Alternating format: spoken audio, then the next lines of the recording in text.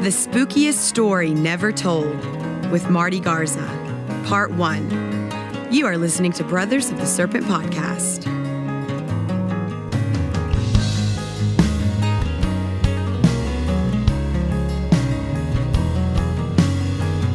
And welcome back, ladies and gentlemen, boys and girls, angels and demons and monsters and serpents. This is Brothers of the Serpent Podcast, and we are coming to you, as always, not live, from the 10x10x10 tangent cube of science, where we are nestled amongst the dusty bones of an ancient seabed high atop the Edwards Plateau. And we are joined once again by Marty Garza for something that all of you have been waiting for, UFOs Part 10.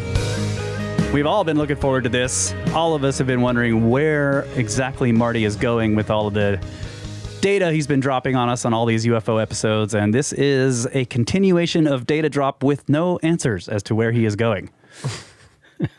Thanks for joining us, Marty. Happy to be back. You drug me out of the abyss I was in this very, very complex story I'm about to drop on everybody. This has been in the works since before the last couple of episodes. I've been working on this for, 7-8 months. Yeah. And it's a pretty amazing story.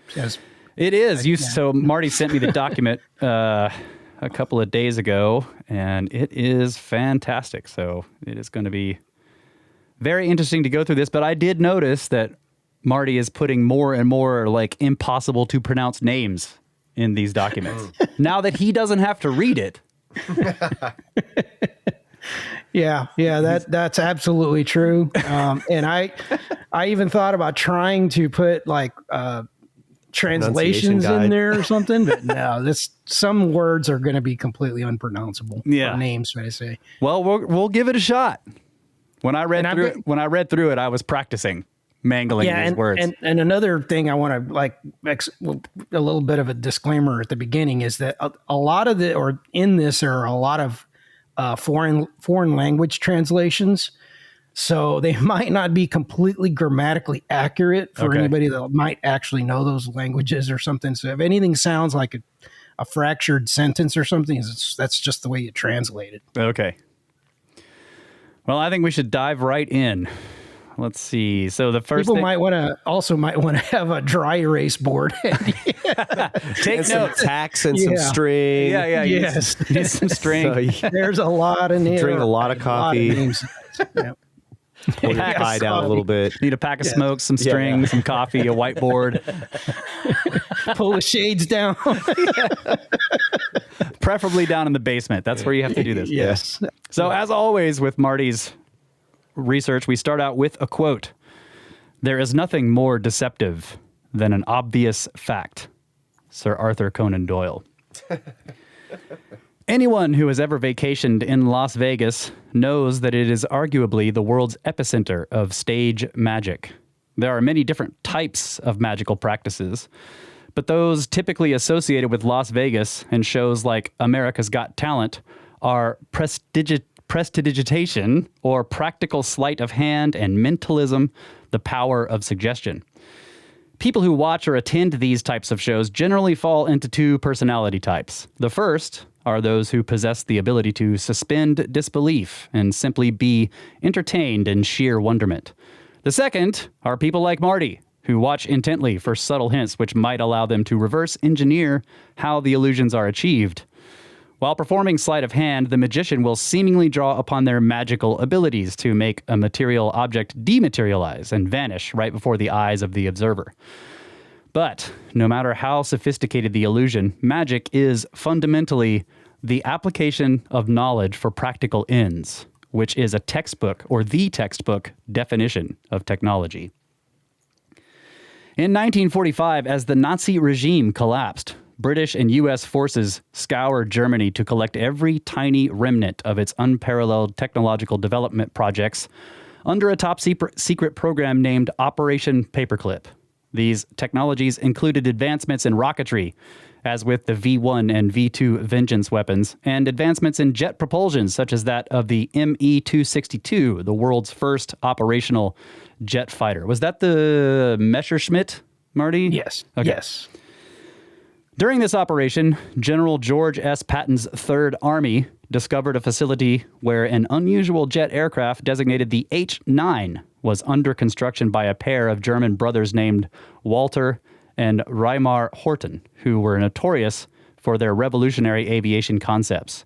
The aircraft was created and transported to England for review before being shipped to the United States, where it again received little consideration before being donated in 1952 to the Smithsonian Air and Space Museum, where it was tucked away in a warehouse and largely forgotten, like so many things are. Like everything else that goes here. In 1971, a mathematician working at Lockheed Skunk Works by the name of Dennis Overholzer read an English translation of a 40-page Soviet technical paper published a decade earlier titled Method of Edge Waves in the Physical Theory of Diffraction. It was at that moment that a light bulb suddenly switched on in Overholzer's mind, which shed new light on the paperclip discovery 26 years earlier. Like the H-9, the Soviet paper had also received little attention, but although written for a completely different theoretical application, Overholzer recognized the implications of a mathematical formula contained within its pages that could be applied to accurately predict the reflectivity of electromagnetic radiation directed upon complex shapes. This breakthrough served to unlock the previously unrecognized magic that the Horten brothers had intuitively integrated within the H-9's design and gave birth to what we know today as stealth technology.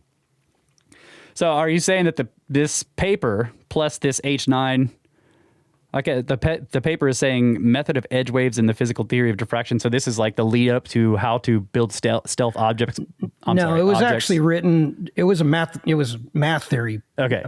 Paper, but Overhauser read the document and he saw a reapplication of that. Okay. Of the math. He said, this could be used to calculate. And at that time, because of I guess I'll preface this by saying with the computer, power that was available at the time, or computational power available at the time, they could only do it with more or less flat shapes. And that's why like the F-117 was faceted rather than what we call 3D stealth, which would be like the B-2 or something. Okay. But from the math, he figured out that, this is a way to predict what effectively what the radar cross section of a shape of any predetermined shape would be. Oh, so then you could build one that had a right. confusing But now, cross. I'm not suggesting that the Horten brothers used this formula. They did it intuitively. Oh. Okay, so is it you said Overholzer? Yeah. Okay. The moral that can be drawn from this vastly abbreviated historical example is that magic can often be found hiding in plain sight. With that lesson in mind, let us begin our journey through Alice's looking glass. Quote, "The consciousness becomes confused. There are frightening hallucinations. The afflicted sees the devil, a scary man, or something of the sort. And she begins to scream, sings rhythmically hitting her head against a wall or swinging it from side to side, tearing her hair out." Unquote. Such was the description offered at the turn of the 19th century by Russian Dr. Sergei Miskovich of a strange phenomenon of the Yakut in the polar region of Russia, referred to as Menerik. Displaying bizarre symptoms commonly associated with spirit possession, shaman's sickness, as it is sometimes referred to, is a phenomenon well known to the indigenous peoples of that region and has also been described in the following manner. Quote, "In this state, individuals were hyperactive or agitated, with incoherent or disjointed speech, loose associations, paranoid suspicions, and they performed compulsive rituals. They avoided sleep, they were aggressive, blasphemous, and might harm themselves and others. The afflicted person might report messages from the devil or some other supernatural agent, directing him to be wary of others who were going to harm him." Unquote. That sounds like paranoid schizophrenia, doesn't it? Yep. Yeah. It sure does. There are a lot of parallels in all this. Right. So although it would be easy to discount such accounts as local superstition, the phenomenon was not limited to the indigenous population. Sailors and fishermen aboard vessels that attempted to navigate the waters of the polar region often exhibited similar inexplicable behavior. In one account, a young man fishing off a schooner was suddenly drawn by a pulsating aurora, which caused him to jump overboard into the icy waters and swim away, never to be seen again. Other reports describe incidents of violence where the sailors threatened others with axes. Such outbursts even led to a standard practice of equipping vessels with straitjackets to restrain those afflicted by this phenomenon. Noted Norwegian explorer Fridtjof Nansen, who experienced the phenomenon firsthand, referred to it as ice horror. But the Eskimos who lived with these discarnate voices calling out to them from the void simply knew it as the call of the polar star. Okay, so this is about this specific kind of problem happens in the polar regions. That's the idea? This is where it was first detected. Yes. Okay. Well, we'll get into more detail about this, but yeah, this was a sign that something was going on. Okay.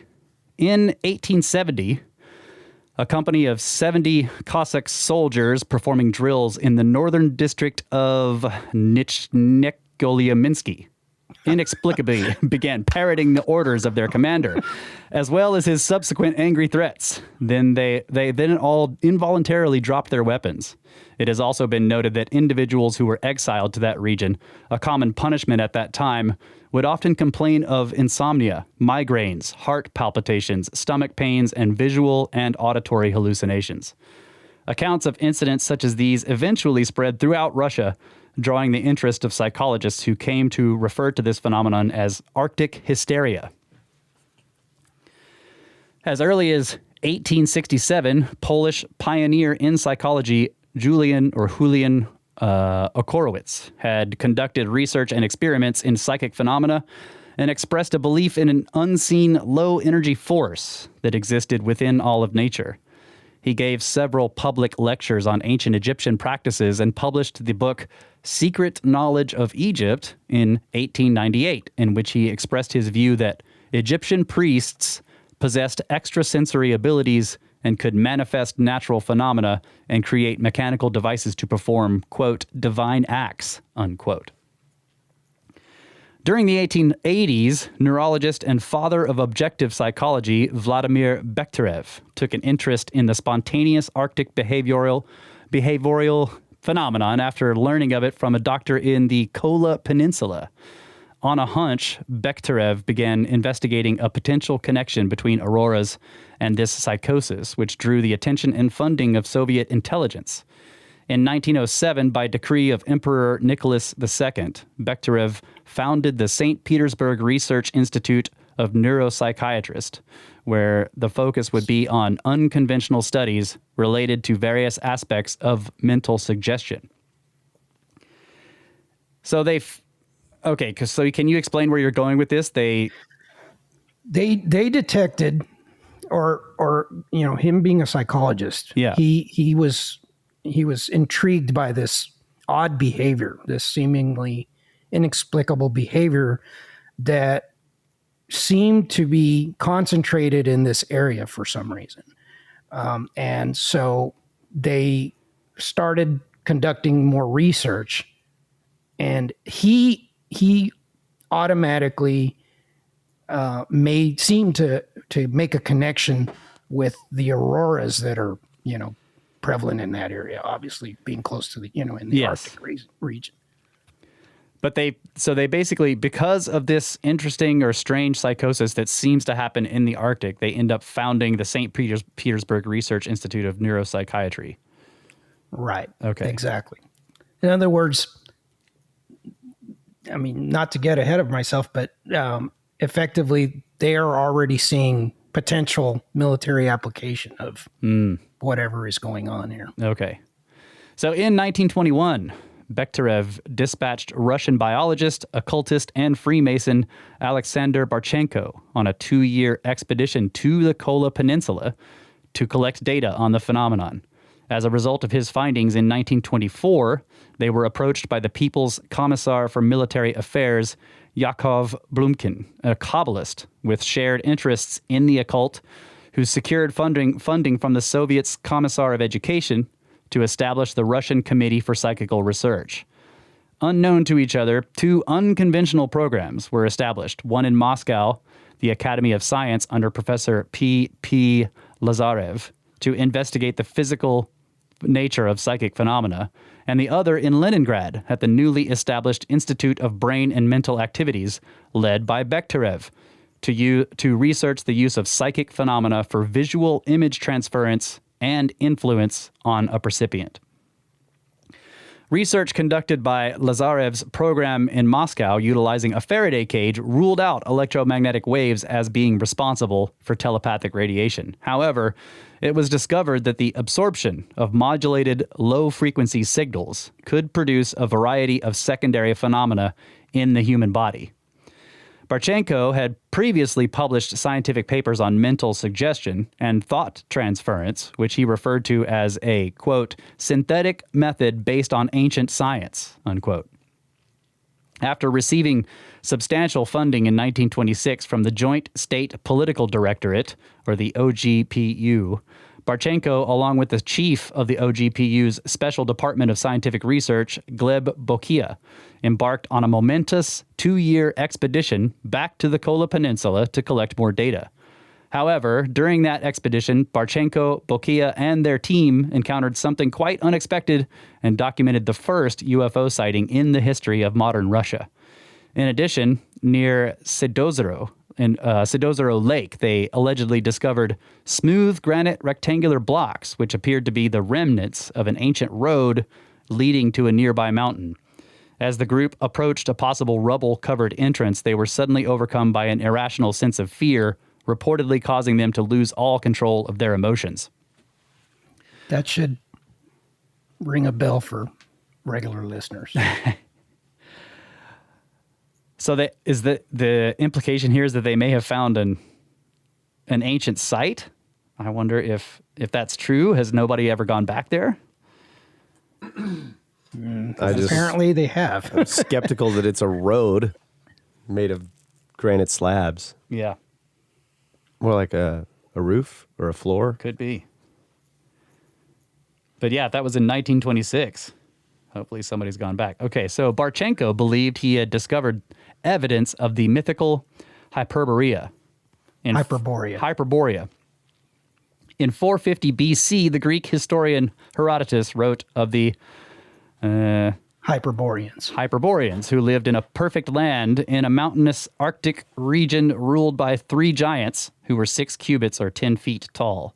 However, stories of Hyperborea date back to yet earlier historians, and even Cicero and Homer wrote of its perfection. The god Apollo was venerated by the Greeks as a Hyperborean, and they are credited with the construction of the temples at Delos and Delphi, dedicated to him.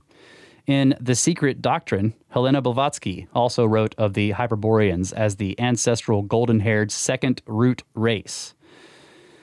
Upon Barchenko and Bokia's return from the expedition, they prepared a number of reports and manuscripts, one titled Introduction to the Methodology of Experimental Influence of Volumetric Energy Field. Other reports generated by scientists within the OGPU's special department discussed the detection of strange non-biological radiation. All of these reports were highly classified, so little is known of their contents beyond this intriguing translated academic reference. Quote, Barchenko undertook repeated attempts to organize an expedition to Tibet. He made a trip to the caves of the Crimea, bare corners of the Kostroma region, the Altai, where many occult objects were collected. The scientist was a consultant during investigations of all kinds of healers, shamans, psychics, and hypnotists. To test these human anomalies, Bokia's department equipped a special black room, unquote. I think that's one of the examples of translation. A grammatical translation that's probably not 100% accurate, but I couldn't quite unravel it. What are bare corners? Black room. Yeah, the black room thing. I'm the black room. Exactly what he meant by that. Okay, so Barchenko's proposed expeditions to Tibet were instead entrusted by the OGPU to Yakov Blumkin, who by this time was serving as the assistant chairman of the Soviet-Persian Border Commission. During these expeditions, Blumkin is said to have visited hundreds of Tibetan shrines, crossing 35 mountain passes to do so. In 1926, Blumkin was received by the 13th Dalai Lama, who was promised a vast amount of support from Russia in the form of gold and military aid. Blumkin alleged that under the direction of the Dalai Lama, he underwent an initiation process and was then taken by monks through a complex labyrinth concealed within a mountain where he was shown artifacts of 5 previous civilizations, each destroyed by cyclical cataclysms resulting from the approach of an unknown planet on a much greater orbit around the sun. This is sounding very Sitchin. Yes. Among the artifacts were said to be ancient technologies such as large vats, or wajaru, used to produce a powder that, when placed on large stones, would significantly reduce their weight, allowing for the construction of enormous megalithic structures. Of greater interest to Blumkin were so-called weapons of the gods. According to Blumkin, one of these devices was dubbed Shudzi, or the bell, and with it, he claimed, you can blind a large army or an entire army for a while. Its mode of action is to transform electromagnetic waves into specific frequencies that act directly on the brain. Let me stop you there for a second. Okay. There's a few points that we need to maybe touch or clarify in what you just read. Let me see what would be a good place to start with this. First of all, I guess we need to maybe explain a little bit about the root race stuff, because I don't think that's very well understood. Okay. Helena Blavatsky, Theosophy, talked about these root races. Rudolf Steiner actually referred to them as cultural epochs. He thought that was a better term, rather, because when you hear root race, you automatically make this connection to the Nazi Aryan type. That it might be some form of racism. Yes, exactly. Okay.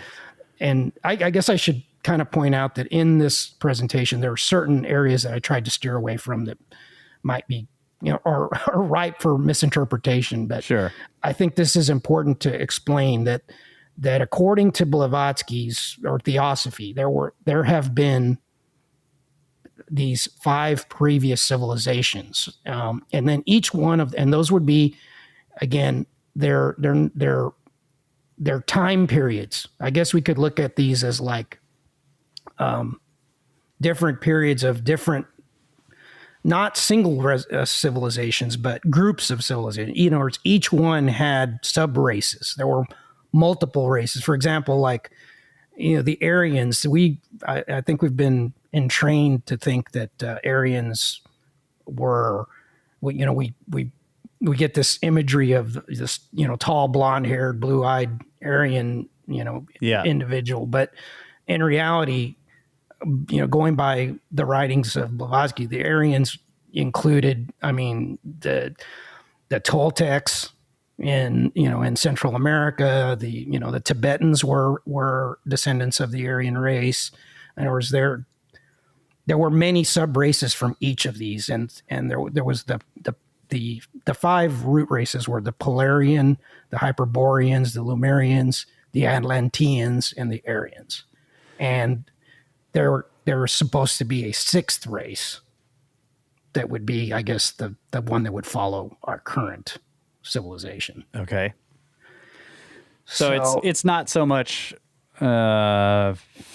like race as we think of it more in modern times, but more of like a civilizational epochs. Yeah, exactly. That's why Steiner tried to clarify that point a little bit. But I think it's important to note that is effectively what these Tibetan monks are telling Blumkin. They're saying he's claiming that they had artifacts from 5 previous civilizations that were destroyed through cyclical cataclysms. Yes. I'd love to see those artifacts. Yeah, and then, well, some of this will be explained further as we go in. Okay. So, all right, you can go on. All right, so most of us have heard many similar unsubstantiated claims, but what sets Blumkin's claims apart is what occurred shortly after he delivered the reports of his expedition back to Moscow. Russian authorities raided his apartment and confiscated the equivalent of $2,440,000. He was arrested and accused by the Soviet Central Committee of selling details of his Tibetan expeditions to the Germans. During his interrogation, Blumkin was also asked specific questions regarding what he claimed to observe there. In his handwritten responses, Blumkin admits to providing the Germans with technical characteristics of what he observed, including that of devices that could move through water or in the air, and spheres that, when activated, could shine with the brilliance of the sun. However, he insisted that the information was simply provided to the Germans in exchange for funding for additional research. What time is this? Like, what year is this happening? These would be in the 1920s? 1926. Yeah. Okay. Be that as it may, the Central Committee concluded that Blumkin deliberately handed over important state secrets of the USSR to a representative of the German military intelligence, and he was immediately executed on November 3rd, 1929. The contents of Blumkin's reports, as well as those of Barchenko and Bokia's special department, were considered so sensitive that they were stashed away at the Kremlin for decades and were not scheduled for declassification until 1993, which was then delayed till 1999. However, inexplicably, they still remain classified today nearly a century later. This in itself should raise questions about their content, but then there was this curious additional fact. In 1937, Barchenko, Bokia, and the majority of the OGPU's special department staff were also arrested and subsequently executed for espionage. In fact, of the 189-member staff, only 50 remained alive by the start of World War II. So what are you implying there? Like they had a purge of these people? Is it possible that they were all actually engaged in espionage, or are you saying there's something else going on here? Yes, I believe there was espionage going on, as we'll see as we go a little bit further, but there's also that's the beginning of a pattern. Okay. So as mentioned previously, Barchenko was a member of a Masonic lodge. Coincidentally, another member of that lodge was said to be the German geographer and professor Karl Haushofer. Haushofer. Yeah. Haushofer was also a member of both the Hermetic Order of the Golden Dawn and the Thule Society. But of greater potential relevance to this story is that in the 1920s, Haushofer also began organizing expeditions to the Arctic region and was initiated into the Tibetan mysteries by an associate of Bokia, a Russian occultist named George Gurdjieff. Although contested, Haushofer claimed that he was instrumental in the adoption of the ancient religious icon, the swastika, as the symbol of the Nazi Party. This is especially interesting when one considers that many historians believe that the swastika is representative of the North Pole. With the execution of the brain trust of the psychic research departments combined with the tightening... So wait a minute. Did the... what about there was one in Leningrad and then there was another one in Moscow. Did they execute them all? Yes. In other words, of the 189 members between the two departments. Okay. So it was both departments. Only 50. Yeah, only 50 remained. Okay. So it was both departments. Okay. Yeah. With the execution of the brain trust of the psychic research departments, combined with the tightening of the totalitarian regime, funding for the Soviet unconventional programs largely ceased. However, there remained evidence of advancements made in, quote, radionics, screw, or later known as torsional effects, and instrumental parapsychology. As we shall see... Interesting terms. Very interesting terms. Yes. As we shall see, the implications for potential technological advancements in such areas raised a great deal of interest by the occult-driven Nazi regime. Karl Haushofer served as a German military commander and attaché to Japan during World War I. This afforded him the ability to travel extensively throughout Asia. After the war in 1919, Haushofer became an associate professor of geography, history, and law at the University of Munich. As previously stated, he was also a member of the Hermetic Order of the Golden Dawn and the Thule Society, a Germanic order founded on the principles of theosophy and named for the mythical ancient inhabitants of the Arctic region. One of Haushofer's students was a former German infantry soldier named Rudolf Hess. Hess was what? Well, I say Hess. Is it Hess? Most of the it may be pronounced as Hess, but What do you think? it depends. I used multiple different programs to try to read this, and everything. It seems like everyone pronounces these names differently. Yeah. Is German? Yeah. Hess. Okay. I don't know. Hess was also a member of both the Golden Dawn and the Thule Society, so their shared interest in the occult soon led Hess to serve as Haushofer's personal assistant. It was during this period that Hess joined a formative new order named, this looks like Les Voyeurs. Is that right? The Watchers? Yeah, Les Voyeurs. Yeah. Les Voyeurs. Les Voyeurs. Sounds like voyeurs to me. The Watchers, who dressed in distinctive brown shirts and jackboots. This order was led by a Hermetic alchemist and member of Helena Blavatsky's Theosophical Society. This man, whose name should be quite familiar to regular listeners, was the infamous Egyptologist René Schwaller de Lubitz. That's very interesting.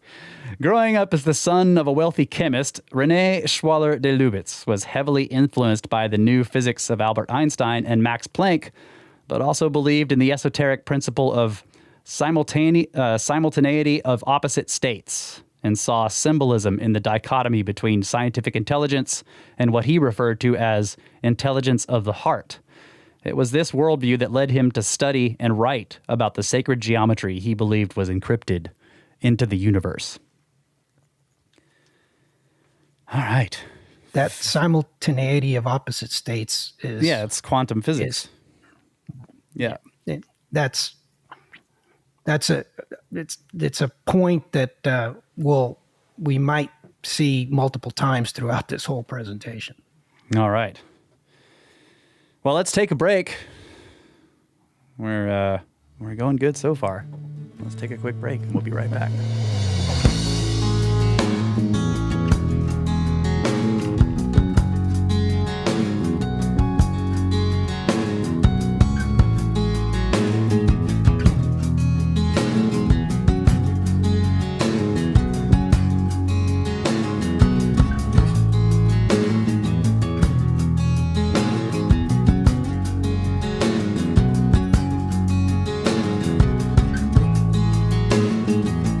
Getting to that later, right in the beginning of the show. A little format change here. Brothers of the Serpent Podcast, still testing it out. I'm not sure I can do it. I don't know if I can keep doing this, guys. I need to warm up longer. I have to say that's a solid bumper pick. Are you practicing some telepathy there? Yeah. Call on the fire. Yeah. All right. It's quite interesting so far, Marty. I'm digging it. A little bit of Anunnaki, something or other, some weird physics going on, some sleight of hand. Seriously, though, were you reading ahead on No, I was not reading ahead. Okay, yeah, that's quite synchronistic. It is incredibly synchronistic because, as we continue, it says the formation of this belief system, the belief system that Schwaller de Lubitz had, was solidified over a 5-day period while living in St. Moritz in Switzerland in 1925, where he received an apocalyptic revelation from an intelligence he described as a cold, fiery presence that descended from the height of a frozen flame-red peak. In his book, The Call of Fire, he referred to the mysterious intelligence as Aor, which he defined as metallic light. Wow, that is interesting. Pretty amazing. Yeah.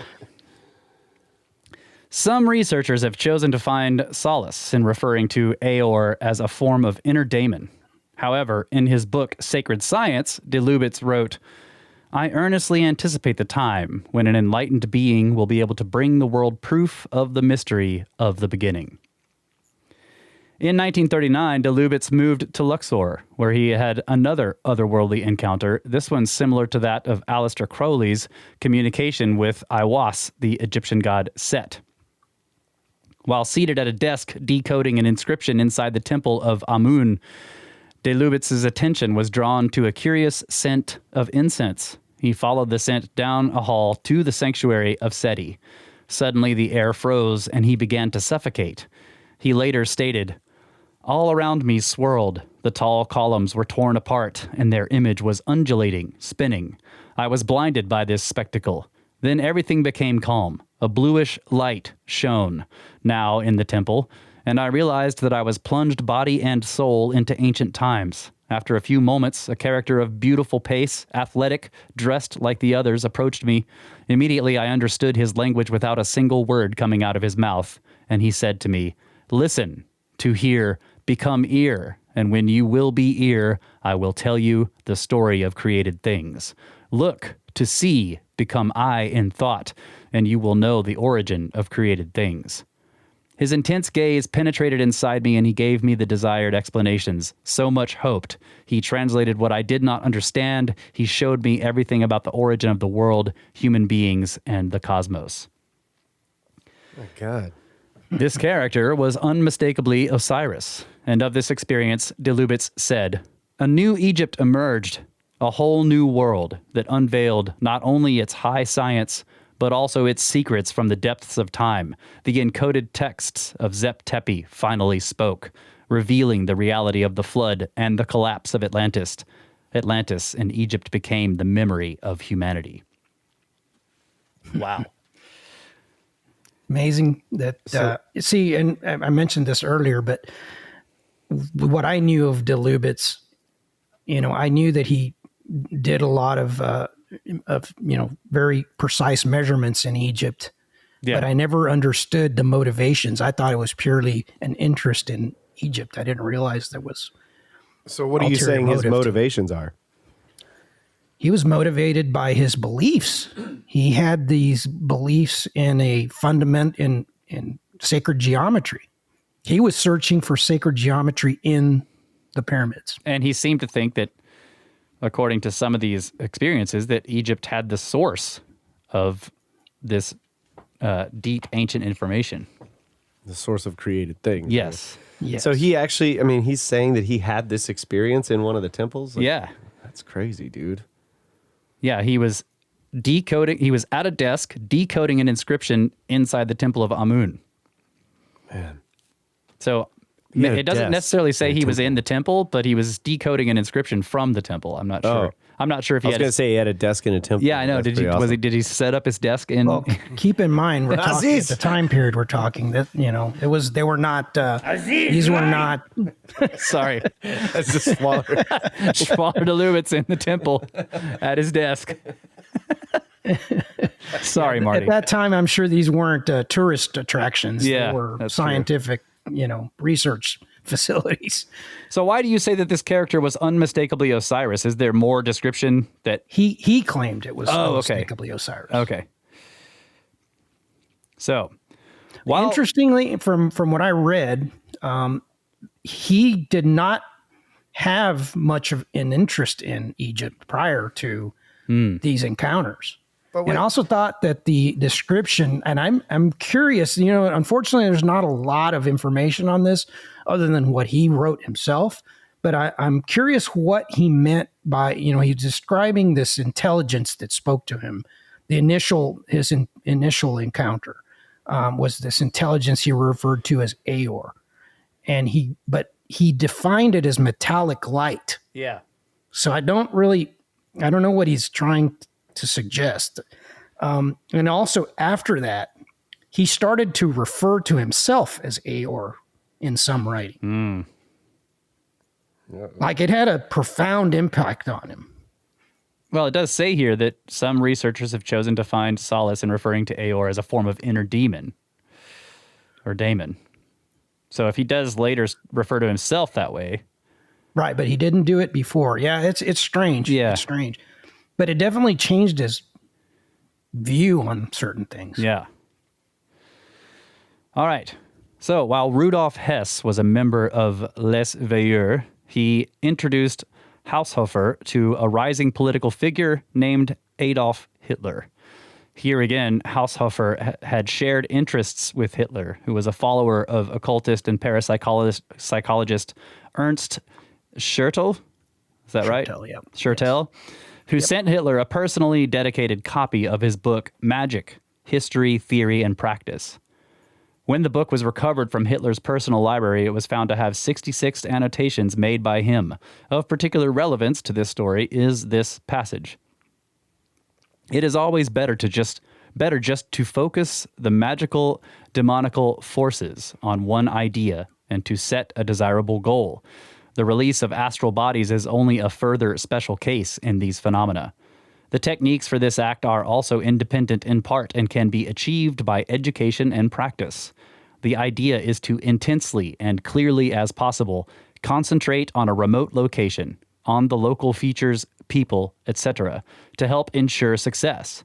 You will soon have the experience of actually seeing the people concerned and feel their proximity, which will increase in intensity through visualization. Because of his academic... What? How would you interpret what he just said there? Remote viewing? Sounds like remote exactly. viewing to me. Mm-hmm. Because of his academic background, as well as their shared interests, Haushofer became Hitler's geopolitical advisor. In 1925, Hitler created a personal protection squad, the Schutzstaffel, better known as the SS. Lesser known is that Haushofer also went on to establish an esoteric organization named the Vril Society, comprised almost exclusively of SS officers and high-ranking members of Hitler's Nazi party. So the next logical question some might ask is, what is Vril? The answer is, well, it's complicated. Skeptics will point out that the term was first used in a fictional book titled Vril, The Power of the Coming Race, by author Edward Bulwer Lytton, published in 1871. However, it is not the term itself that is of greatest significance, but instead the force it represents. In The Secret Doctrine, Blavatsky warned of its enormous potential danger, describing Vril as the terrible sidereal force known to and named by the Atlanteans and by the Aryan Rishis in their Ashtar Vidya by a name that we do not like to give. It is the Vril of Bulwer Lytton's coming race and of the coming races of our mankind. The name Vril may be a fiction. The force itself is a fact doubted as little in India as the existence itself of their rishis, since it is mentioned in all the secret works. It is this vibratory force which, when aimed at an army from an Agni Rath or a fiery chariot fixed on a flying vessel, a balloon, according to the instructions found in Ashtar Vidya, reduced to ashes 100,000 men and elephants as easily as it would a dead rat. It is allegorized in the Vishnu Purana, in the Ramayana and other works, in the fable about the sage Kapila, whose glance made a mountain of ashes of King Sagara's 60,000 sons, and which is explained in the esoteric works and referred to as the Kapilaksha, or Kapila's eye. And it is this satanic force that our generations were to be allowed to add to their stock of anarchists' baby toys.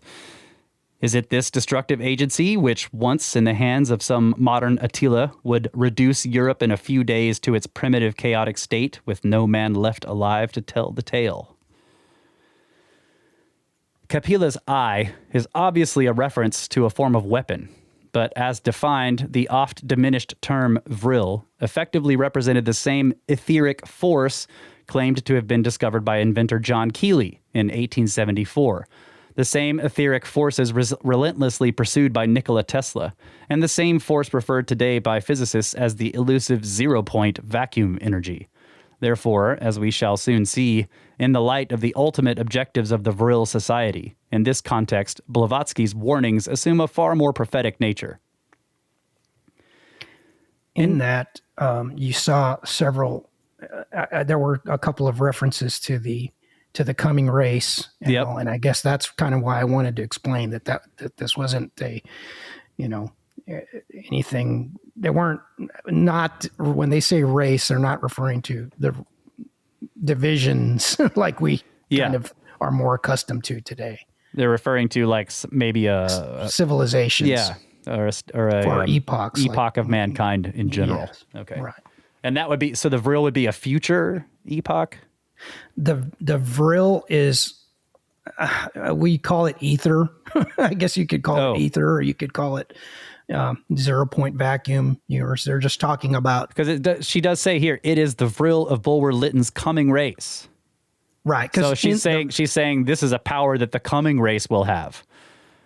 The book was titled, Bulwer Lytton's book is called Vril, The Power of the Coming Race. And so from that, you almost interpret that, that power, they mean the power of these Aryans or something along those lines is the immediate connotation that people would Right. draw up in their mind. Right. But that's not what they meant. Vril is, in other words, that would be like saying, I guess to put modern terms on it, it'd be like 0 point energy for the future.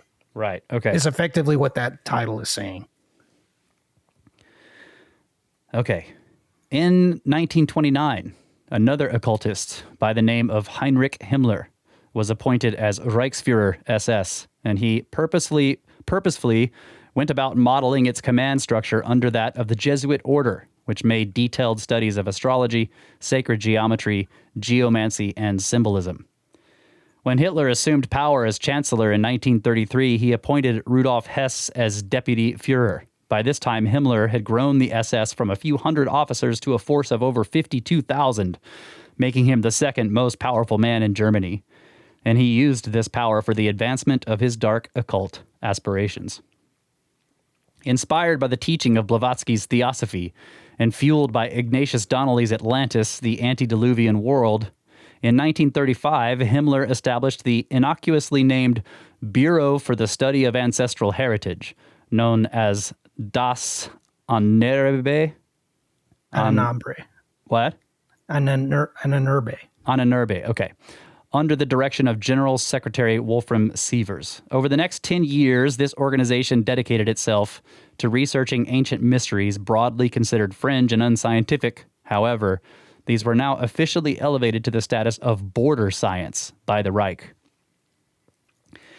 Interestingly, among the Ananerbe's first order of business was Sievers' directive of an in-depth study of Soviet researcher Alexander Barchenko's expeditions to the Kola Peninsula and his alleged discovery of evidence of Hyperborea. It should be noted that this took place shortly before Barchenko and his staff's execution for espionage. More telling is the fact that soon after, the Ananerbe offered the equivalent of $500,000 in today's U.S. dollars to any of the surviving members of the OGPU's special department who would answer approximately 30 questions regarding the Soviet program. So they were trying to turn those guys. Yes. The Nazis had a deep interest in what the Soviets were researching. Right, but I'm saying so the Soviets were right to think that they were maybe not engaged necessarily in espionage, but might be selling their research to these people. Yeah, I think that they probably were. Yeah, okay. Lots of coincidences there. Yeah. So do you think it was, like, in other words, when you read through this the first time, you think, okay, they accused them all of espionage and executed everybody in sight, and that sounds like just secret police, BS. But what you're pointing out here is that in this case, the secret police were actually correct in their accusations. Yes, I mean... Maybe they shouldn't have executed everybody in sight, but these guys were actually selling state secrets. Oh, yeah. Okay. I would say, the Blumkin having $2,440,000 in cash in his apartment is a pretty clear sign that, something was not right. Right. So I would say that the Nazis were definitely, pressuring these people or, paying them off to get whatever information they could. Surely they had, a lot of spies involved to try to get this information. But yeah, I think it's likely that, that Barchenko and, Barchenko being a member of the same lodge as Haushofer, and then Haushofer immediately starting to go to Tibet I think that tells you right there. I mean, that's just a little bit too big of a coincidence. I think there was definitely some information exchange going on. Right. Okay. Be that as it may, there were also efforts to acquire such information through official channels. According to Russian historian O.V. Vishlev, on November 3rd, 1938, a 27-page agreement was signed between the Soviet Main Directorate of State Security and the German Gestapo, in which Clause 1 of Paragraph 6 reads, "The parties will contribute to the expansion and deepening of cooperation between our countries in the areas of military industry, aircraft construction, economy, finance, scientific and technical cooperation, in the field of energy, science and technology, and in the fields of secrets, theozoology, theosophy, paranormal and anomalous phenomena that affect social processes and the internal life of states." Note the way that's worded. Yeah. I love that that's just added to a state document, too. It's great. Yes. Yeah. Anomalous phenomena That affects social processes and the internal life of states, yes. Given the information gleaned from investigations of Blumkin and Barchenko's Soviet expeditions to Tibet and the Kola Peninsula, Himmler turned his attention to the German explorer Ernst Schaefer, who had conducted expeditions to Tibet in 1930 and 1934 and was now serving as Sturmbannführer, or a major, in the SS. Due to his in-depth knowledge of the region, in 1938, Himmler ordered Schaefer to lead an expedition back to Tibet. Among his expeditionary staff would be anthropologist Bruno Beger, a geophysicist Wilhelm Filchner, an expert in geomagnetic mapping who would be integral in their search for Agartha, the subterranean kingdom once inhabited by the Tibetan gods.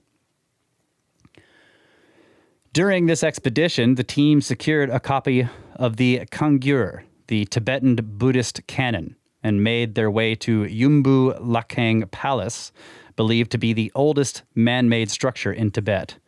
It was there that Nyatri Tsempo, the first Tibetan god king, who was said to have had webbed hands and eyelids that closed from bottom to top, arrived on a Himalayan mountain from beyond the celestial spheres. He was said to have come down on a golden rope, or mutag, and from there he used his miraculous ladder, or muke, to descend into the valley where he mated with mankind and ruled over them. Interestingly, another legend claims that Nyatri Tsempo was the offspring of goblins or demons. Although tangential to the central narrative, it is worth noting how Nyatri Tsempo fits within the larger Tibetan creation myth. In brief, as the waters engulfing the world began to recede, a monkey named Patreglin Changchup Sempa swam to shore and took refuge on Mount Gongora, where he would commit himself to a life of solitude and meditation. One day, a female demon named Bodhisattva Tara appeared and attempted to seduce him. The monkey resisted the temptation, so the demon warned him that if he did not relent, she would be forced to mate with another demon, and they would produce countless demons that would overrun the world and destroy all life on the planet. The monkey asked Avalokitesvara, the embodiment of all Buddhas, for guidance, and was told that it was his destiny to marry the demon. The monkey and the demon went on to have 6 children who lived in the forest. They in turn began to multiply until eventually there wasn't enough food to sustain them. They then asked Avalokitesvara for help, so he taught them agriculture. They later learned how to create tools and clothing and structures for shelter. Sustaining on grains for generations, the monkeys eventually lost their fur and tails and went on to form an organized civilization, which were the direct ancestors of the Tibetan people. Did that story sound familiar? Yeah, it does. It is interesting to note that the demon Tara, also known as the Mother of Liberation, is referred to as the tear in Avalokitesvara's left eye. Here we have another reference similar to that of Kapila's eye, which both have parallels with the Eye of Ra personified by the Egyptian goddess Hathor.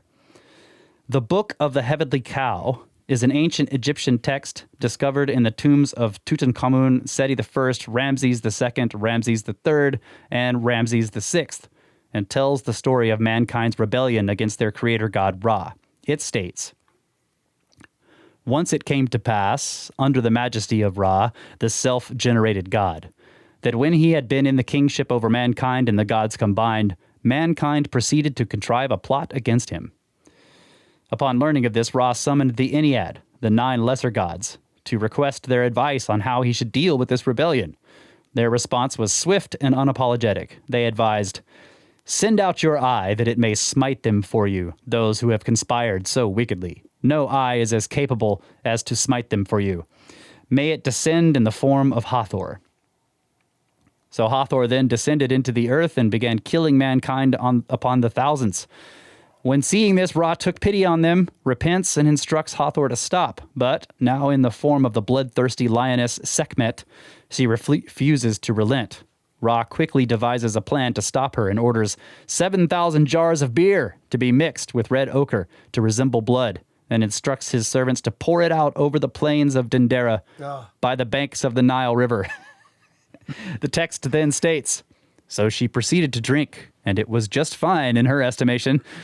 She returned so drunk that she had been unable to recognize mankind. The majesty of Ra then told this goddess that intoxicating draughts shall be prepared for her on the seasonal feasts of the year. Maid servants shall be held responsible for this, the feast of Hathor." 7,000 jars of beer. Oh, man. So although mankind was spared, Ra became disenchanted with his creation. He said, "As I live for myself, my heart is too weary to remain with them, that I should slay them to the very last one. The reach of my arm shall in no way diminish." So the goddess Nut was transformed into the heavenly cow to carry Ra away. When mankind saw that Ra was abandoning them, some took up arms, stating, "We have come so that we might overthrow your enemies who plotted against those who created them." Upon witnessing the bloodshed, Ra became further disillusioned and stated, "Your baseness be behind you, O slaughterers. May your slaughtering be far removed from me." And so murderous originated among mankind. In an insightful discussion of this text for World History Encyclopedia, scholar Joshua J. Mark concludes, "In all of these texts, a supernatural force creates humanity, comes to be displeased with the results, and decides to erase its mistake. Those who survive are then responsible for establishing a new and more mature relationship with their creator, which requires growth and personal accountability. In this, the Book of the Heavenly Cow is a transformational text, reminding one that even though the gods may always be there, it is one's personal responsibility to be worthy of their gifts." A lot to unravel there. Huh? Yeah. I mean, you amazing could story. take that in a UFO, like a alien sort of Yep. fashion, The intervention way. Yeah. but it also sounds like, a natural situation too, like a sort of personification of the forces of nature that we have to deal with. Man, I wish we could stop forces of nature with beer. You can't turn down free beer. That's what I was saying. This, I was thinking that this is where that comes from, right? Like, well, let's just make a whole bunch of beer and give it to the goddess. Yeah. She can't turn it down. She can't. Yeah. It's like, you can't give away free beer. You can't turn down free beer. Especially if you color it red and make it look like blood. That's right. There are shades of the Tower of Babel in that story.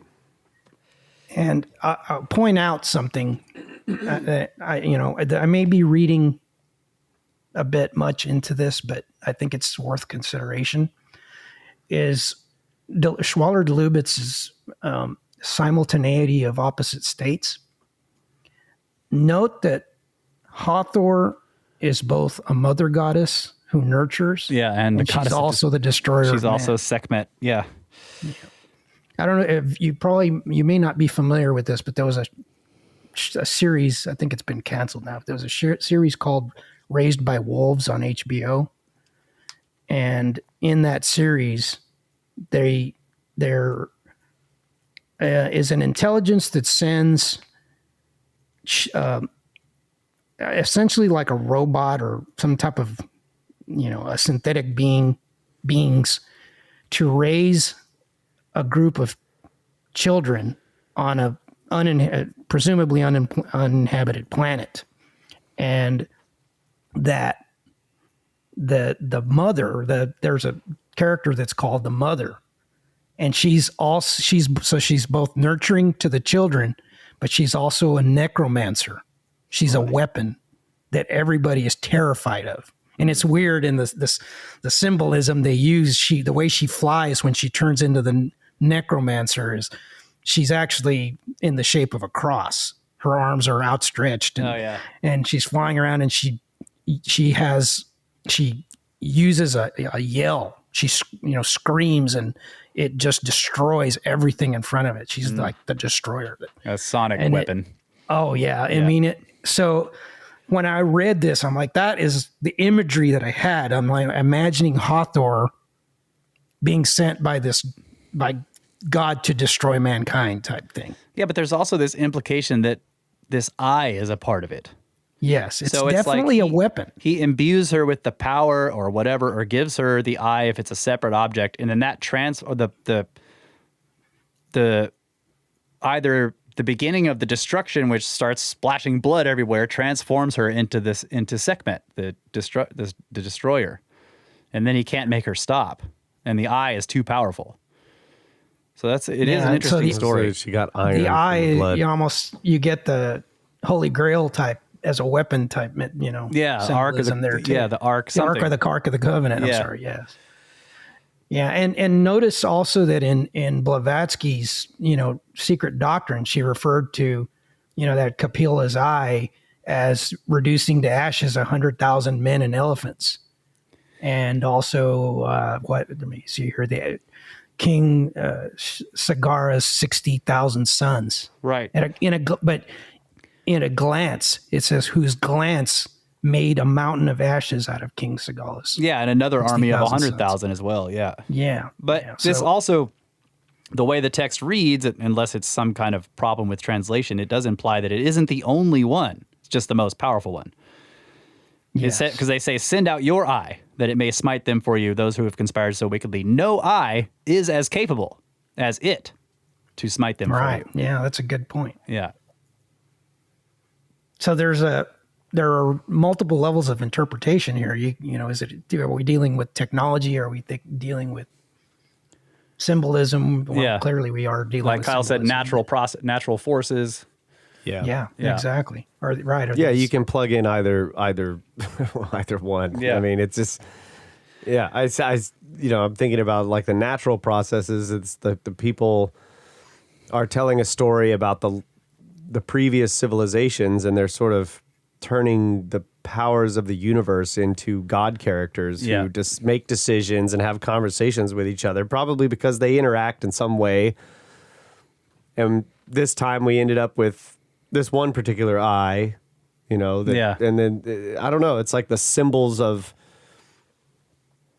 what she does or how it transforms her is like, could be symbolic of like what, the something going on in these forces of nature. I also find it, and then the people later, like it's, the synopsis of the story. It's like the people that survive have a new way of dealing with and respecting the gods. Yeah. Right. It's like, okay, like we're capable of being completely destroyed. So let's change the way we organize ourselves and do things and whatnot. Yeah. Let's actually, some of us will rise up and destroy those ones who anger. Yeah. Exactly. Right. I mean, we're working on that right now. Yeah.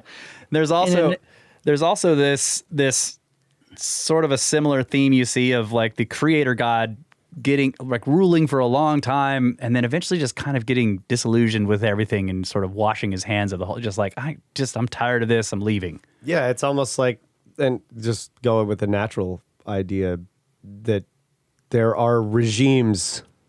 Yeah. Right. Of that the solar system is passing through in the galaxy. Yeah. I didn't want to take this to follow up on that thought. I didn't want to take this too far off, on a tangent, but that story, in that story, if I remember this accurately or even remotely accurately, Ra does leave, but he leaves the Earth. He leaves. Was it autumn? I think it is to oversee Earth as the moon. Yeah,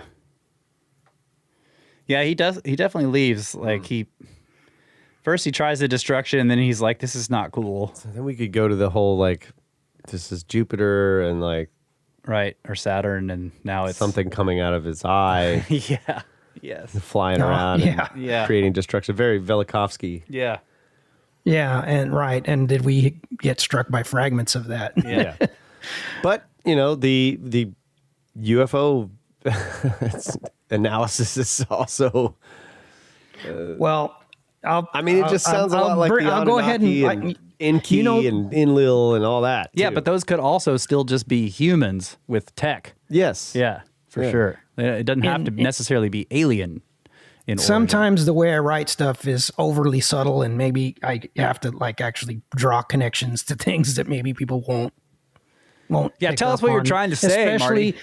Especially, okay, goes further. You have to remember the things we've discussed in previous episodes. And I realize that not everyone that hears this is going to have listened to previous episodes, but just to refresh your memory, Hathor has come up quite often in our conversations. Yep. Hathor is currently appearing to Chris Bledsoe, or he's been in allegedly been in communication with Hathor. And we also found... Didn't some guy try to go out in the desert and have sex with her? No. That's the other one. L. Ron Hubbard was also in communication with the Empress, who was Hathor. Uh-huh.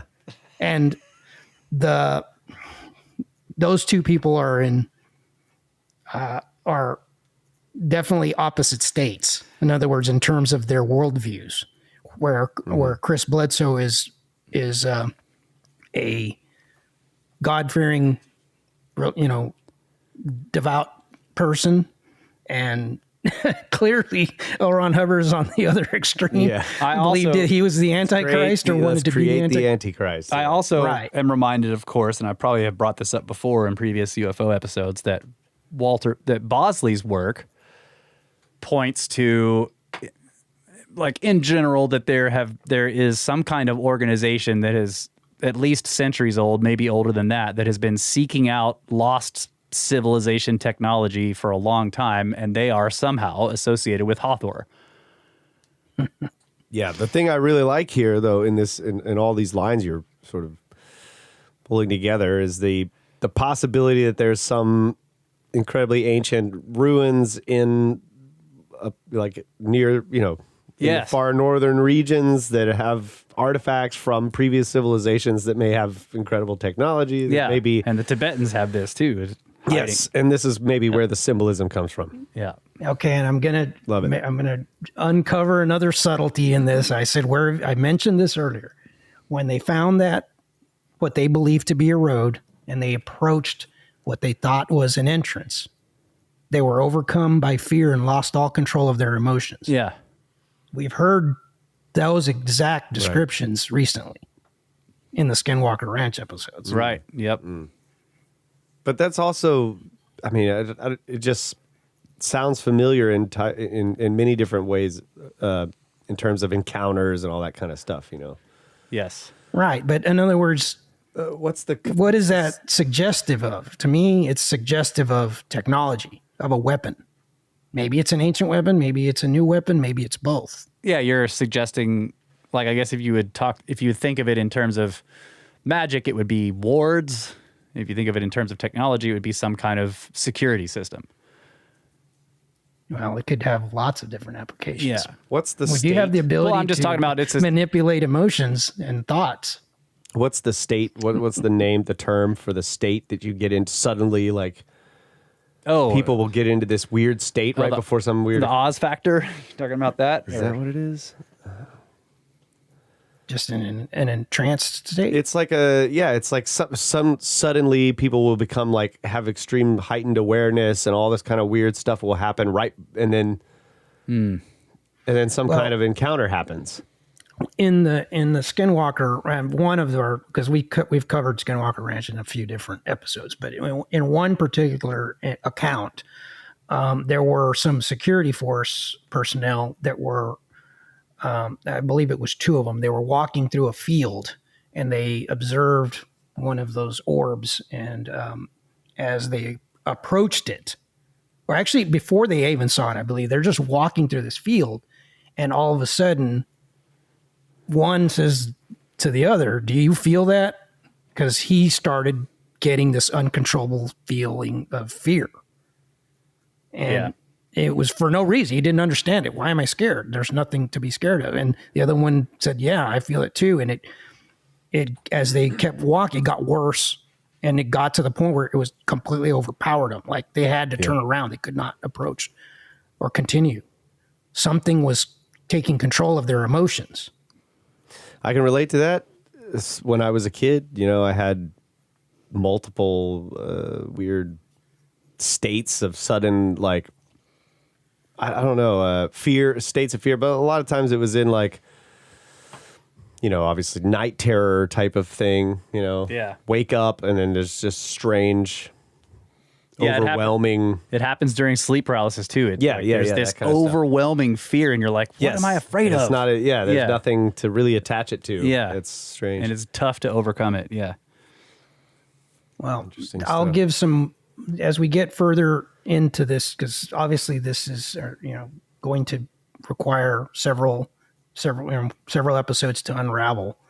And I think at some point we're going to have some other examples of a few of the little things that we just kind of brought up. We just touched on a couple of different areas that there are other historical,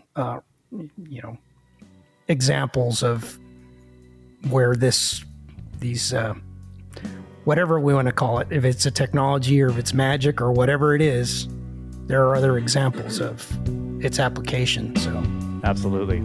All right. Well, with that teaser, we should take another break. We'll be right back.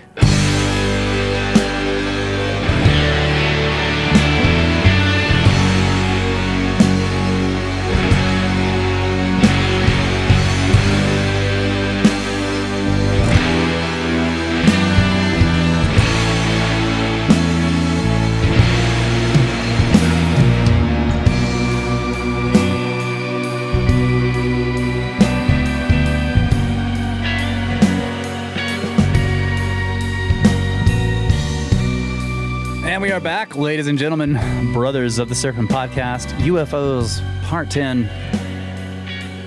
And I don't think we're even halfway through this document yet. This might be a long show.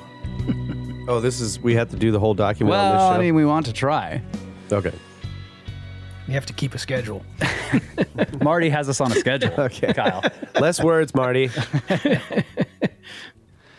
So, returning to our story, not much is known about the specific findings of Schaefer's expedition beyond its return with more than 40,000 photographs, 59,000 feet of film footage, and the collection of over 2,000 artifacts, which included samples of a rare flower named the Marifasa lupina lumina, and a furba, a sacred dagger believed to be made of meteoric or unknown iron, that was presented to Schaefer, which was said to imbue its master with control over demons and thought forms. The Soviets were also gathering intelligence on Nazi efforts on this front. S. Savliev, who headed the NKVD's Laboratory 1, which was involved in human experimentation, stated in a report on his diplomatic visit to Germany dated January 10th, 1939, in personal conversations, the famous German anthropologist Hans Gunther reported that most of the most promising research areas in Germany are associated with Tibet. German scientists succeeded, quote, to obtain information that will be immediately in demand in the Reich industry in science and aircraft construction, unquote. Savliev lent a great deal of credibility to Gunther's claims that the Nazis were attempting to develop a weapon capable of destroying cities in a matter of seconds, and aircraft propulsion methods that were based on electromagnetism, all based on information obtained during their expeditions to Tibet. 6 days following his report, on January 16th, 1939, the NKVD ordered Saveliev to also conduct an expedition to Tibet for clarification of geographical routes to search for the city of the gods in order to obtain the technology of previously unknown weapons. Wow. Searching for the city of the gods. Savaliev's expedition was ultimately curtailed by the war between Tibet and China, and soon any cooperation between the Soviets and the Nazis was completely severed by Operation Barbarossa, the military invasion of the USSR by Germany. So now we allow Marty to... What? Go ahead. I was just going to interject here that up to this point, I guess the point of what I was trying to emphasize there is that there was a great deal of interest going both ways. Like in doing a lot of this research, I found a lot of, as there is with anything, a lot of, skirps that try to dispute whether there's any truth to all of this. And they state a lot of things as fact, but you can, in other words, and it's almost like representative, like the UFO phenomenon, that they can try to say, look, we proved that this isn't true because look on that, but they're only looking at one facet of a multifaceted issue. Yeah. And the fact that all those multiple facets all fit together and paint a picture, it makes it a stronger case that there was really something going on here. There was a lot of resources put towards this. They clearly believed they were onto something. We can choose to, discount that anything might have resulted from it. But the fact is that they both the USSR and the Nazis put a lot of belief in this. Yeah, and it seems to be both things, or maybe they're not really separate, but they're looking for ancient technology from lost civilizations as well as occult magic stuff. So maybe those are the same thing, right. Or maybe There's they're different things. there. Yeah, there's an overlap. So Marty says, let me take another slight tangent for a moment to interject a bit of potentially relevant, albeit subjective information for your consideration. Born in the village of Hosur Taluk in southern India sometime in the latter part of the 1800s, Subbarya Shastri lost his parents at a young age. Destitute, he wandered the streets until one day he met a great saint named Guruji Maharaj, or Divine Light, in the city of Kolar, who instructed him in spirituality. Shastri had no formal schooling and had not learned to read or write to that point. Between the years of 1918 and 1923, Shastri claimed to begin channeling the Maharshi Bharadwaja, one of the sages discussed in the Mahabharata, who conveyed to him the Vimanaka Shastra. Shastri recited the 3,000 slokas, or poetic verses, in nearly 6,000 lines divided into 8 chapters, as his aide, Venkachala Sharma, transcribed every word into Sanskrit. Additionally, he had a draftsman from a local engineering college prepare drawings of the objects described in the text. When was he doing this? In 1918 through 1923. The guy who was born in whatever, who was illiterate and... Yeah, in the latter part of the 1800s. Yeah. Yeah, we don't have a date for when he was born. Yeah. But yeah, when he was starting this thing, when he met the guy. Yeah, sometime in the latter part of the 1800s, he lost his parents at a young age, and then destitute, he wandered the streets, and then he met Guruji Maharaj. Okay. And then somewhere between 20 and maybe 30 or 40 years later, he did this. Okay. Yeah. So Shastri lived a life of poverty, wanting only to document this information for posterity. After he died in 1941, the manuscript was obtained by the Baroda University Library, and in 1951, the International Academy of Sanskrit Research placed it on public display, where it drew the attention of several scholars. In 1959, a Hindi translation was published sans the original drawings, and it wasn't until 1973 that an English translation was published, this time including copies of the original drawings. What is depicted on those pages has been the subject of debate ever since. According to the translations, the Grimerica Shastra is the science and aeronautics section representing only 1/40th of the Yantra Sarvasva, the broader work bequeathed by the Maharshi Bharadwaja for the benefit of all mankind. Contained within the pages are detailed descriptions and depictions of Vimanas, the ancient flying chariots of the gods.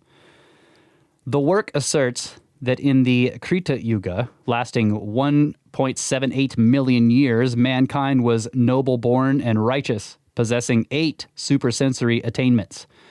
Through their devotion to Dharma, they possessed the ability to fly without the need for mechanical devices. But as the Treta Yuga commenced, men's minds became dense, and the conception of Vedic truths and anima and other supersensory powers became scarcer. Therefore, by the corrosion of Dharma or righteousness, men lost the power of flying in the sky with the speed of the wind. It explains that, having perceived this, God Mahadeva descended to earth and through anointed sages bestowed his blessing upon devout worshippers, the gift of Vedic perception.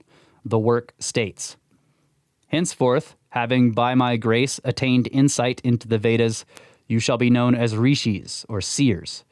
You will cultivate the Vedic mantras. You will adore the divine goddess of the Vedas, and winning her favor and approaching the great god Iyaswara by yogic samadhi, ascertain his mind, and by his and my grace rise to the pinnacle of intellectual vision. You will create physical and material sciences in conformity to the truths of the Vedas for the benefit of mankind. And for traveling in the sky, propagate the art of manufacturing vimanas, and for attaining wind speed, evolve methods through scientific treatises. The book contains detailed descriptions of 3 classes of vimanas: the mantrika, the tantrika, and the kritakas, each with many variants. As stated, there are also depictions of a few of these variants, which include that of the cone-shaped rukma, the pyramidal-shaped sundara, the cigar or lozenge-shaped tripura, as well as that of the winged airship similar to those observed in North America in the 1890s, named the shakuna. So yeah, we have cone shapes, pyramid shapes, and the cigar shapes, and a winged airship shape.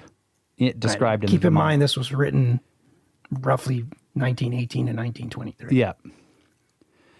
But the Grimerica Shastra does not stand alone. What one might also consider the work of Maharshi Dayananda. Let's see, Maharshi Dayananda Saraswati. There we go. Entitled Rigveda Bhashya Bhumika. First published in or before 1878, in which he makes claims of references to flying machines in ancient Vedic text, stating, just as intelligent people constructed ships to cross oceans, jumping into space speedily with the craft using fire and water, containing 12 stamkas or pillars, 1 wheel, 3 machines, 300 pivots, and 60 instruments. There have been a multitude of studies and debates concerning the information contained within the Grimerica Shastra. Most admit that the construction methods as described make little or no logical sense. However, it is hard to overlook many of the attributes ascribed to the craft, which were said to possess the ability to travel through the air and underwater, claims made long before the introduction of the UFO concept into modern culture. For example, it describes their construction from 16 lightweight alloys which were unbreakable and cannot be cut through, which would not catch fire and cannot be destroyed by accidents, and how they derived their power source from the ethereal flow in the sky, causing them at times to glow like the morning sun. The propulsion method employed crystals and a mixture of magnets, mercury, and mica, and a substance referred to as serpent slow.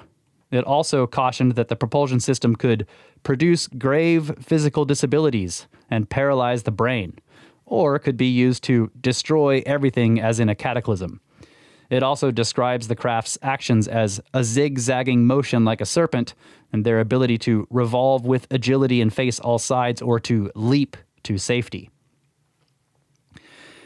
It describes the craft's ability to disguise themselves as clouds or a star-spangled sky, to alter their appearance as a very fierce and terrifying shape, causing utter fright to onlookers, to amaze and confuse them, or to become invisible altogether.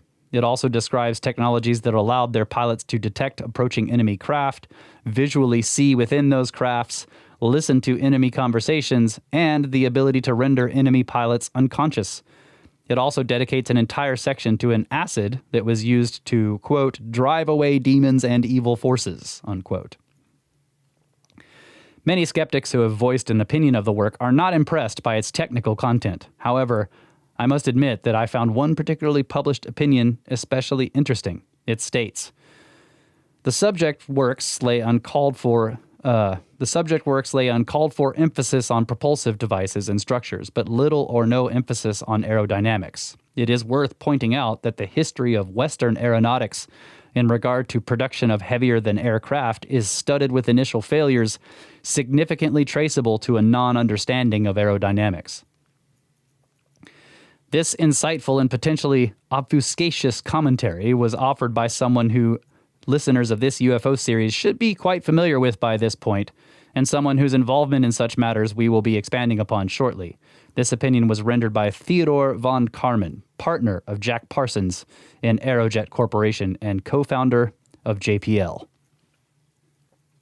So he was commenting on the Vimana Shastra? Is that what you're... Huh? Yeah. Yeah. Why? Yeah, why would he even publish?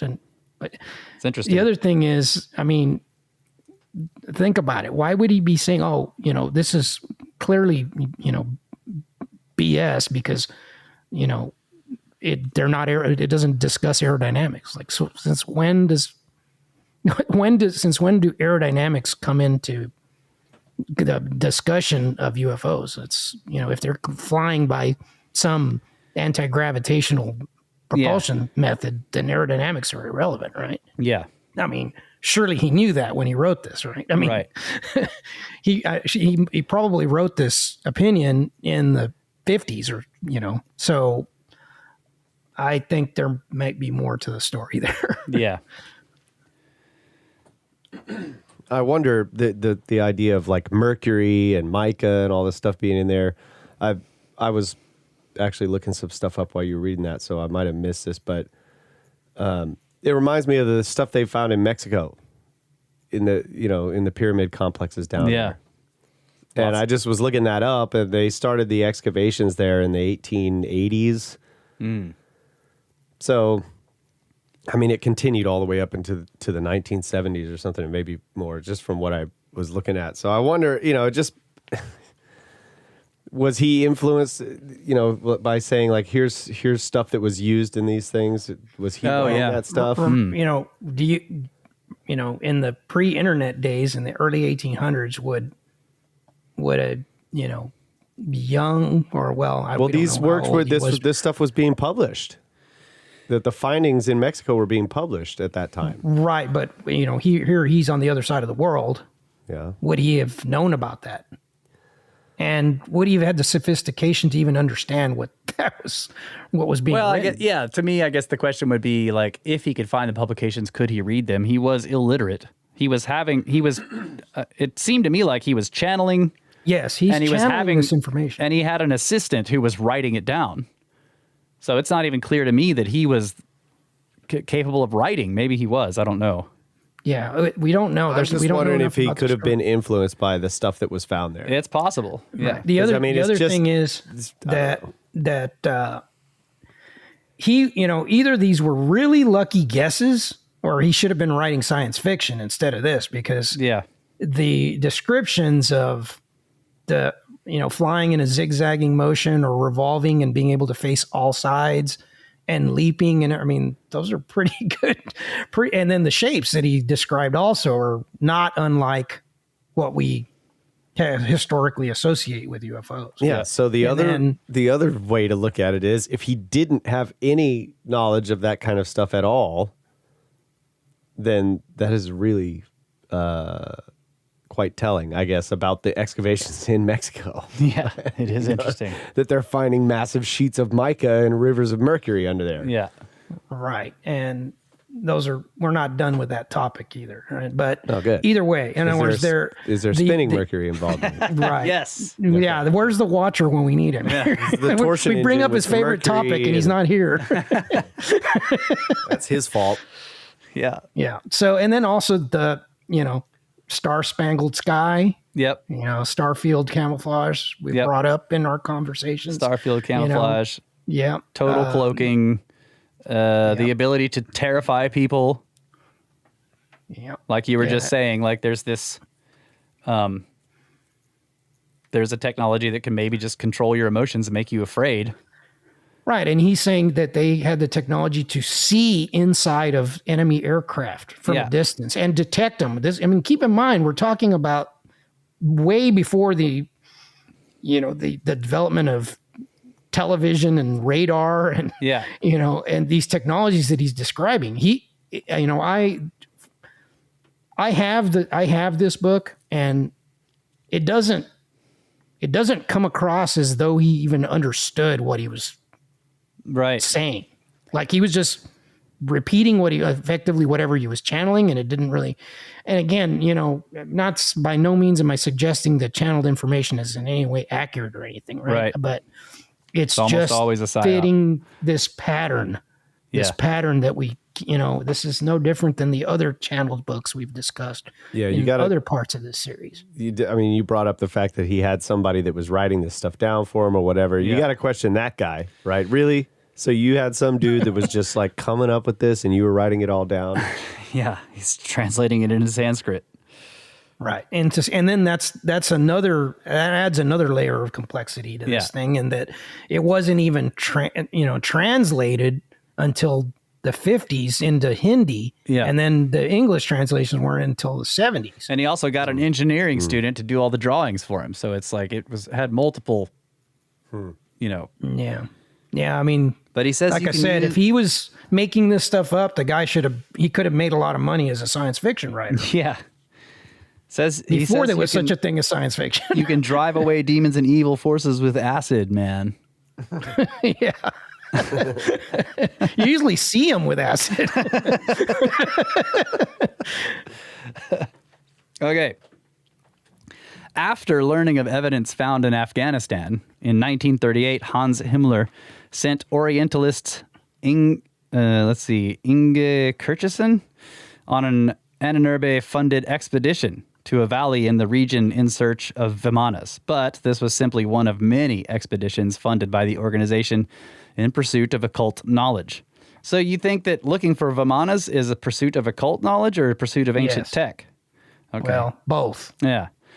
It's the same thing in this case. Yes. These included excursions to Tiwanaku, searching for survivors of the Great Flood, expeditions to the Amazon in search of El Dorado, and excavations near Lake Eliasi in Tanzania, where they claimed to have discovered the skeletons of giants. Let me point out something real quick. When I mentioned earlier the people that were sent along when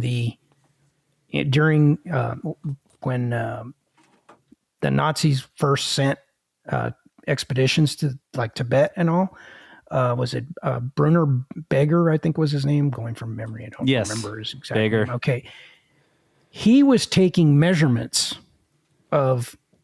he was actually famous because he was later found to have a collection of skulls from some of the people from concentration camps. But when he was on these expeditions, he was taking measurements of the human bodies. There's actually a lot of pictures and actually video footage of him using big calipers to measure skulls and the spacing of eyes and things. And they claimed, and I guess I need to reinforce the fact that Aryans are not all blonde, blue-eyed, tall people. Yeah. They believed that the Tibetans and the Toltecs were descendants of the Aryans. And they claimed they could tell from the shape of their skull whether they were Aryans, which brings in the elongated skull stuff. Wait, was that a faux pas? Was it that they were aliens, Aryans. Yeah, right. yeah. Aliens on the mind. That's a kind of, what is it called? Is it physiognomy? Where they measure the facial features and skull stuff, right? Yeah, that sounds about right. I'm not going to challenge that. But yeah, I mean, the Anunnaki, we'll cover some more, but they were doing some pretty advanced thinking for the time period. So the Anunnaki also sent an expedition to the Gondar Highlands of Ethiopia, not Gondor, searching for fragments of a previous moon in furtherance of Hans Horbiger's widely ridiculed glacial cosmogony or world ice theory. We know this radical concept today as cosmic impact theory and panspermia, the theory that life arrived on this planet aboard icy comets. So wait, they were looking for pieces of a previous moon, Yes. but this is somehow They part believed that there was an impact. Yeah. Okay. Of course, one of the Anunnabi's most infamous exploits was the search for the Holy Grail. Himmler famously sent Otto Rahn in search of the Grail, but lesser known is that at the behest of de Lubitz's Les Veilleurs, Rudolf Hess dispatched an excavation team to Tanis in search of the Grail amid the remnants of what appeared to be the site of an ancient apocalyptic battle. Okay, so we've been to Tanis. If it's the Tanis in Egypt. Yes, it is. And yes, it looks apocalyptic there. Stuff scattered all over the place, busted, thrown around, buried under layers and layers of sediment. Yeah. Yeah. So I would not be surprised that people might think that it was evidence of something drastically powerful happening there. It's crazy. Near the entrance to the site, you could stand on the edge of this hill and look out over this massive valley. Yeah. And we're just standing up there like we're way high above the rest of the land surrounding. And we're like, how did this stuff get buried in, you know, tens and tens of feet of sediment? Yes. I mean, I don't know how much it is, but it just seemed like, you know, some of it they've excavated down like 30 feet. Yeah, they were digging huge holes, and then they're like still there's piles of pillars down there. Yeah. Yeah. How did it get buried way up here? Right. You know, it's weird. It's crazy. Can't wait to see it. Yeah, I can. However, other departments within the Anunnaki focused their attention on far more occult subjects, such as filming and documenting shamanic rituals and conducting divination through radiesthesia, or better known as dowsing. In addition to these, there was a great deal of emphasis and research placed upon sacred geography, and Dr. Hans Robert Skultitus, head of the meteorological department of the Anunnaki, also studied and practiced weather magic. Be that as it may, the Anunnaki was not the only organization in Germany dedicated to such matters. Under the authority of Hitler, Alfred Rosenberg established the Einsatzstab Reichsleiter Rosenberg, the EER, with a staff of scholars and occultists who systematically confiscated many thousands of books to create their own occult and Masonic library. Curiously, the head of the prehistory department of the EER, Dr. Hans Reinerth, led an expedition to Cape Matapan in Greece, where he attempted to invoke the god Poseidon, but claimed to have instead come into communication with undersea beings dwelling in the Hellenic Trench. What? Wrong number. Yeah, it's pretty strange. It has long been reported that the Nazis utilized the prophecies of Nostradamus in their wartime propaganda. Lesser known is how British intelligence conspired to weaponize their own brand of occult mysticism to counter this strategy. And in this regard, it should come as no surprise that at the center of this plan was the ever-present master of ceremony, Aleister Crowley. It was well known in military intelligence circles that Hess, Himmler, and many of the upper echelon of Hitler's brain trust relied heavily upon astrology, In fact, it could be said that it was often the deciding factor in how and when certain operations were conducted. This fact was not lost on the British Director of Naval Intelligence, Admiral John Godfrey, who has a normal-sounding name and who was also a believer in astrology. As such, Godfrey employed an astrologer to monitor the horoscopes of the high-ranking members of Hitler's staff. This eventually led him to consult with a member of MI5, British Secret Service, who shared his interest in the occult. This individual would later become famous for authoring a series of books about a British secret agent named Bond, James Bond. However, this real-life secret agent was Ian Fleming, and together with Admiral Godfrey, they developed a plan to furnish key individuals within Hitler's circle of trust with false astrological information in an attempt to influence tactical military decisions. But to do this successfully, they would require the assistance of individuals with in-depth knowledge of occult matters. These shoes would be filled by two additional secret agents within British intelligence named Dennis Wheatley and Maxwell Knight, both students and personal friends of Aleister Crowley. Knight, who would become the inspiration for the Bond character M, met with Fleming and Crowley on several occasions, and this collaboration came to be known as Operation Mistletoe. The target of this operation was Hitler's deputy Führer, Rudolf Hess. False astrological charts were prepared by self-professed witch Sybil Leek, who was a lifelong family friend of Crowley, and funneled to Hess through both trusted astrologers and the most unlikely of operatives, his mentor, Karl Haushofer's son, Albrecht, who secretly held anti-Nazi convictions. However, this was not the full extent of the strategy. According to a biography of Fleming, one evening he met with Knight and Crowley in Ashdown Forest to perform an elaborate magical ritual performed around an effigy dressed as Hess. According to the account, this ceremony was enacted to assert influence on him. Following this, Hess reportedly began experiencing strange dreams in which he was told by the gods that he was the chosen one who was to bring about a new era of peace, and saw himself arriving at Buckingham Palace and being met by the king. On May 10th, 1941, astrologically corresponding with a conjunction of 6 planets, Hess climbed into the cockpit of a Messerschmitt Bf-110 and flew to Scotland, intending to meet with the Duke of Hamilton to negotiate an accord with the British to unite their military forces against the USSR, who he saw as a greater enemy. During the attempt, Hess was shot down and forced to parachute onto the Scottish countryside, where he found himself at the business end of a farmer's pitchfork.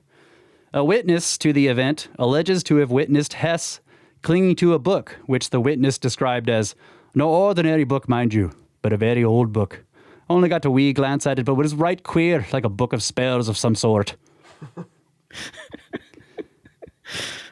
The valuable cargo Hess brought with him in hopes of bartering for cooperation with the Brits was the Druidic manuscript Lebor Fiasa Runda, the Book of Secret Knowledge. This manuscript was claimed to have been divinely revealed to humanity through supernatural means to Irish King Olam Fodla in the 8th century BC, and was acquired over 2 millennia later by the infamous Dr. John Dee. Sometime around 1589, the book was stolen from Dee's library and vanished for another 350 years until eventually making its way to Germany and into the hands of the Ahnenerbe, where Hess had it translated into German by Henry Thorensen. Whew, man. Isn't it amazing how the same names keep coming up? Yes. I love that they were trying to trick him with astrology. That's hilarious. All right, I think we should take another break. Yep. Much more to come, folks.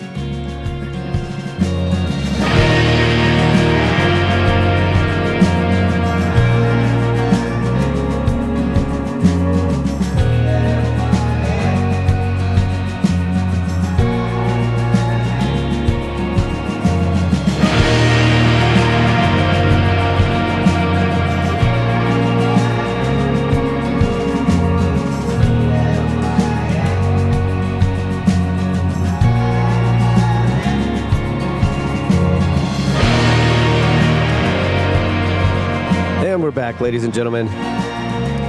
Third segment here in our... Wait, what? This is the fourth segment, isn't it? Is it already? Oh, yeah. You're right. So we may have This is the third segment of the 10th UFO part of this first part of the 10th UFO episode. Math is hard. Yeah. So... All right, well, hold on a second. Oh, yeah. Let's go. All right. I'm ready. Right, so Hess crashes with a book. When the military authorities arrived, Hess was arrested and placed in Fleming's custody, where Knight confiscated the manuscript. This detail is interesting when one considers that D, who was apparently the source of the book, or not the source, but he acquired it, D, who also served as a spy for the British Crown, used the code name 007, a code later borrowed by Fleming for the James Bond character. 4 days. Yeah, I have heard that people say that the 007 thing was a code for D. Yeah, he used to sign his name 007. Right. 4 days after Hess's capture, Fleming received the following message. Sir, if it is true that Herr Hess is much influenced by astrology and magic, my services might be of use to the department in case he should not be willing to do what you wish. I have the honor to be, sir, your obedient servant, signed, Alistair Crowley. Crowley also referenced another intelligent agent, Tom Dryberg, as someone who could testify to his status and reputation in these matters. It should be noted that in earlier correspondence, Admiral Godfrey had advised Crowley to meet with Commander C.J.M. Lang of Naval Intelligence at Extension 484, a department that dealt with the interrogation of POWs.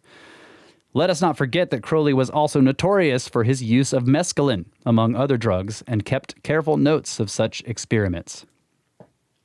Fleming urged British intelligence to allow Crowley to conduct Hess's interrogation. However, this was officially assigned to Brigadier Roy Firebrace. This was an interesting choice, as Firebrace had previously been assigned as head of the British military mission in Moscow and went on to become the founder of the British Astrological Association. He was most notably involved in the strange case of the psychic medium Helen Duncan, who precognitively warned him of the imminent sinking of the naval warships HMS Hood and HMS Barham.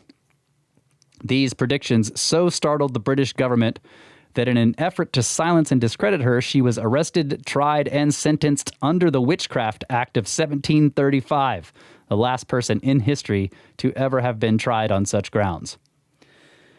Although Hess's interrogation was officially assigned to Firebrace, other POWs held at Latchbeer House, MI5's secret Camp 20, claimed to have seen Crowley on the grounds. In addition, Hess complained to the Red Cross that he was experiencing hallucinations, and he claimed he was being doused with Mexican brain poison, or mescaline. Curiously, later at the Nuremberg trials, Winston Churchill, himself a Freemason and member of the Ancient Order of Druids, stated that Hess had amnesia and suffered psychosis, making his a medical trial and not criminal. Despite his close association with Hitler, Hess miraculously managed to avoid execution and was instead sentenced to life imprisonment.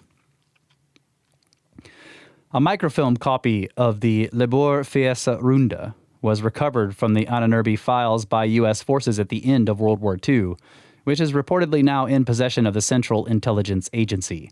However, a book claiming to contain a transcript was published in 2008. Curiously, all files related to Hess's interrogation and what information may have been gleaned from it were sealed and were to remain classified until 2017. However, when the file was opened, all of the materials had been removed and the contents remain unaccounted for to this day. That's classic right there. Yep. Yes, this empty file is sealed to 2017 to give us time to hide what was in it. As mentioned previously, one of the Ahnenerbe's vital pursuits was research into radiesthetic fields and how they may be used for strategic military advantage.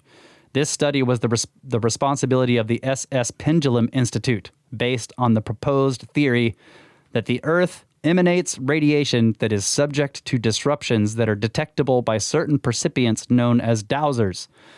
Through the use of a rod or pendulum, the dowsers could perceive shadows in the field. This process was then applied to such uses as medical diagnosis, the search for Allied submarines, and, as discussed in Brothers of the Serpent episode number 213, to locate specific items or individuals, such as in the successful search for the captive Benito Mussolini. Interestingly, such experiments often used Eskimo or Tibetan shaman, who were found to be more adept, but had a tendency to die or go insane in the process. This program was led by Joseph Wist and Joseph Wimmer, which, did you find that weird? Two Josephs. Two both spelled Josephs. differently. Yeah, both with initials W or JW. Yeah.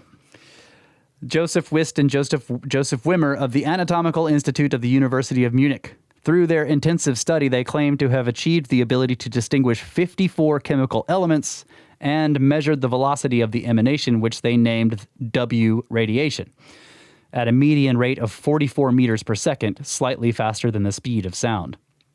This energy was believed to permeate the universe and enter the planet, where it is emanated in straight lines, creating a global energy grid known as ley lines. This theory was supported by findings presented in 1937 at the Paris Congress on Radiobiology in France by Dr. Francois Pierre, who also detected a cosmotelluric field grid, which came to be known as Pierre's rays. In 1895, Theosophist Alfred P. Sinnett wrote, "There are great etheric currents constantly sweeping over the surface of the earth from pole to pole in volume which makes their power as irresistible as the rising tide, and there are methods by which this stupendous force may be safely utilized, though unskillful attempts to control it would be fraught with frightful danger." It was believed that this cosmic energy system was fundamental to ancient knowledge and the mechanism behind paranormal phenomena. As such, much of the Reich's military strategy was based upon psychic control through geomancy. In the book Exorcising Devils, Anglican exorcist Dom Robert Petitpierre provides a historical precedent of the use of psychic geomancy as a means of exerting political influence. In 1926, Gilbert Shaw, vice principal of St. Paul's Missionary College in Lincolnshire, became convinced that occult pressures were being directed at Britain from Soviet Russia during the general strike. Shaw was aware that ancient peoples had used ley lines for psychic attacks upon their enemies. To do this, they performed mass rituals that they believed would generate psychical forces that were then projected along ley lines to their intended target. Shaw believed that the college was on one such line, which ran from Russia to the pagan Holy Mountain in Britain, upon which the college was built. Shaw and Petitpierre sensed intense psychic pressures passing through the chapel from east to west. Shaw believed that he could counter this demonic interference and found that the energies focused upon an ancient pagan burial mound at the center of the village. While Petitpierre stood guard, Shaw blessed the site and exorcised the mound, and from that day forward, psychic pressures in the chapel ceased. Geomancy was not the only form of influence at the Nazis' disposal. In December of 1942, Himmler and high-ranking members of the Ahnenerbe met with Professor Wimmer in Zhytomyr in occupied Russia to discuss discoveries in Soviet advances in psychical influence, aka mind control. The first indication of Nazi developments in high-energy field was Project Thor, which entailed the erection of unusual transmission towers surrounded by posts topped with pear-shaped knobs. These were placed at strategic points throughout the Reich, such as on Brocken Peak in the Harz Mountains and on Fellberg Peak near Frankfurt. Soon after this, strange phenomena began being reported in the vicinity of these towers. Automobiles would suddenly shut off and temporarily lose all electrical power. Witnesses also began to reporting what they called spirit lights. Sinnett believed that this phenomenon was produced by manipulating the vibrations of the ether and stated, "It is obvious that anyone who knows how to set up these vibrations can readily produce any kind of light that he wishes, such as those curious dancing globules of light into which certain classes of fire elementals so readily transform themselves. Ananurbe's scientists also attempted to develop weapons utilizing directed high-energy X-rays and intersecting infrared beams to disable aircraft. Although the true level of success of these projects is unknown, such research ultimately led to the more practical development of the electron microscope. In terms of psychical influence, Nazi scientists also began studying the effects of very low frequency and microwave radiation on the brain. Their findings led them to theorize that artificial manipulation of the oscillation of the ionosphere could be used to disrupt or otherwise influence the natural 8 to 12 hertz alpha wave frequency of the human brain. They believed that prolonged application of VLF radiation could be used to reduce the productivity of the enemy population. They also found that even low-energy microwaves could cause drastic perceptual distortions or hallucinations, including a sense of time loss. That's pretty similar to it is, yeah. to Kyle's comment earlier. Does it also grow the amygdala? Among the most sinister of the Ananurbe's approaches to achieving psychical influence was their experimentation with hallucinogenic drugs conducted involuntarily upon prisoners held in Nazi concentration camps. Dr. Kurt Plotner and Walter Neff experimented with barbiturates, morphine derivatives, and mescaline in search of methods to exert control over the thoughts and actions of these victims. It is impossible to ascertain the exact number of victims who were involved in these experiments, and as John Marks, author of the book The CIA and the Cult of Intelligence, stated, after the war, none of the German mind control research was ever made public. Therefore, scant information is known about the full extent of their wartime research, which, as we will later discuss, only truly represented the first phase of their research. Given the Nazis' reputation for leaving no stone unturned in search of technological advantage, what else might have been gleaned from their overt interest in the Soviet unconventional programs?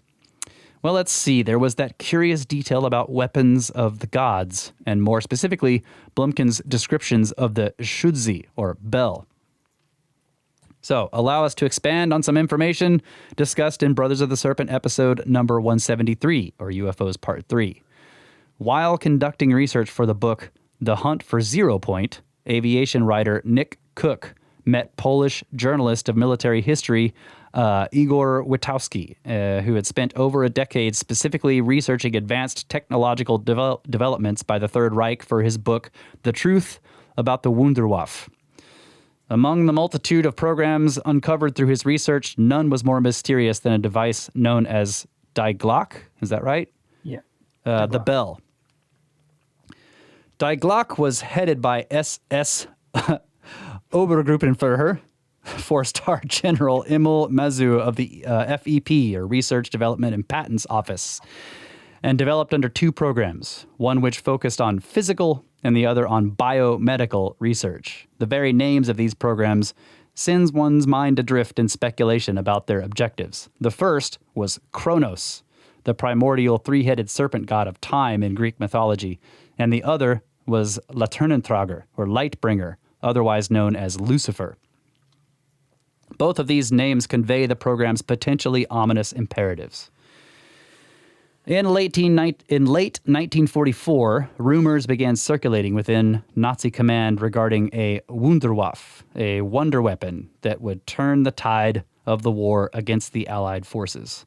Post-war, this term has commonly been associated with the development of the V-1 and V-2 rockets, known as vengeance weapons. However, in his book, Witkowski notes that the term Wunderwaffe did not come into use until well after the deployment of the V-weapons. A biography of Joseph, how do you say that guy's name? Goebbels, yeah. Contains the following quote made in December 1944. Joseph had seen a new weapon so visionary that it would undoubtedly bring the wonderful victory Hitler had promised the Germans. Also, Lieutenant Colonel Otto Skorzeny was said to have been possessed with the concept of special warfare afforded by this new wonder weapon, so much so that he considered all other matters insignificant. Enter Die Glock. Little is known about the objectives of this ultra top secret program. However, descriptions of the apparatus and its visible effects provide ample fuel for conjecture. It's D. D? Yeah, I-E. Okay. It says Die Glock. Die Glock. And I mean, I don't know if you want the German pronunciation. Sure, but yeah. Wunderwaffe. Wunderwaffe. Okay. That's better. It's all the W's are V sounds, right? Okay. And the V is an F sound. Wunderwaffe. If you have a V. Okay. So outwardly, the bell, or Die Glock, appeared deceivingly simple. It was described as a 1.5 to 2.5 meter tall ceramic cylinder with a semicircular cap mounted to a massive circular base, giving it a bell shape. A very thick electrical cable was attached to the top, which also supported a hook or a clamping device. Within this were two mercury-filled silver metallic cylinder drums, approximately 1 meter in diameter, surrounding a central hard metallic core with a diameter of 12 to 20 centimeters affixed directly to the base. Before each test, a 1 to 1.5 meter tall ceramic container was placed over the core, surrounded by a layer of lead approximately 3 centimeters thick. Within this container was a strange metallic substance, violet gold in color, with a room temperature consistency of slightly coagulated jelly. This substance was codenamed IRR 525 and was composed of mercury, thorium, and beryllium oxides, among other constituents. This is oddly reminiscent of the material described in the Grimerica Show, said to be comprised of a mixture of magnets, mercury, mica, and serpent sloe. Experiments were typically conducted within underground chambers, lined with ceramic tiles, where the bell was placed within a pool, layered with heavy rubber mats. After each test, the chamber was rinsed with a pink brine-like chemical, and the rubber mats were incinerated. Experiments were conducted within an individual chamber 2 to 3 times, at which point the bell was relocated to another chamber, and the previous chamber was imploded via explosive charges. A primary source of information claimed that one open-air facility was also erected. Open-air experiments entailed the use of 3 rail cars, after which each test they were taken away to a rail yard where they were burned with flamethrowers and then cut to pieces with blowtorches and disposed of. So, I mean, doesn't it sound like they think they're dealing with something very dangerous here? Yeah. I wonder if it's like, well, at this time, would they be maybe not handling radioactive materials quite properly? Like they think that they need to destroy them by burning them. That's exactly what I said to Marty earlier today when I was talking. I was like, yeah, you set a radioactive material on fire, you're doing the wrong thing. Yes. You're putting it into the atmosphere. You're not destroying the radiation. Yeah. It'd be interesting to know what happened to the people who had that job. Yeah. Well, I think he does get into that. Yes, we will. We will get to that. Oh, we'll be getting to that, yeah. Later. During each test, staff members wore rubber protective suits, helmets, or hard hats with large red visors and were positioned 150 to 200 meters away from the apparatus. Experiments were documented through the use of still and movie cameras, as well as a vast amount of instrumentation. As experiments began, the mercury-filled cylinders were cooled by liquid nitrogen as high voltage was applied, enabling the cylinders to be counter-rotated up to tremendous speeds. So there you go, spinning mercury. Nice. Where's the watcher when we need him? Once in operation, the bell emitted a pale blue glow suggestive of ionizing radiation and a characteristic buzzing, similar to the sound of angry bees encased in a jar, which resulted in it being given the nickname the beehive. During tests, electromagnetic effects, such as surges in electrical current, bursting light bulbs, and a very strong magnetic field were detected within a radius of approximately 100 meters of the test rig. Among the most perplexing effects was the formation of porosity or gas bubbles in the heavy steel base. Scientists placed various types of organic material within the bell's sphere of influence, such as plants, including mosses, ferns, fungi, and molds, animal tissues, including egg whites, blood, meat, and milk, and living animals ranging from insects and snails to lizards, frogs, mice, and rats. In the case of the latter, a crystalline substance formed within their tissues, destroying them from the inside. Liquids, including blood, gelled and separated into clearly distilled strata, like it had been run through a centrifuge. Yeah. Mm-hmm. With the plants, chlorophyll was observed to decompose or disappear, turning the plants gray 4 to 5 hours after the experiment. Within 8 to 14 hours, a rapid decay set in, but it differed from normal decomposition in that there was no accompanying smell. By the end of this process, the plants usually decomposed into a substance with the consistency of axle grease. Oh, man. The comment about the porosity developing in the steel bubbles in the base, metal below it. that reminds me a lot of the John Hutchison. I was going to say that. Yes, the Hutchison Yes. effect. Yeah. And he was doing the same thing, spinning magnetic fields Yeah. and running radio waves through it. Yes. Yeah.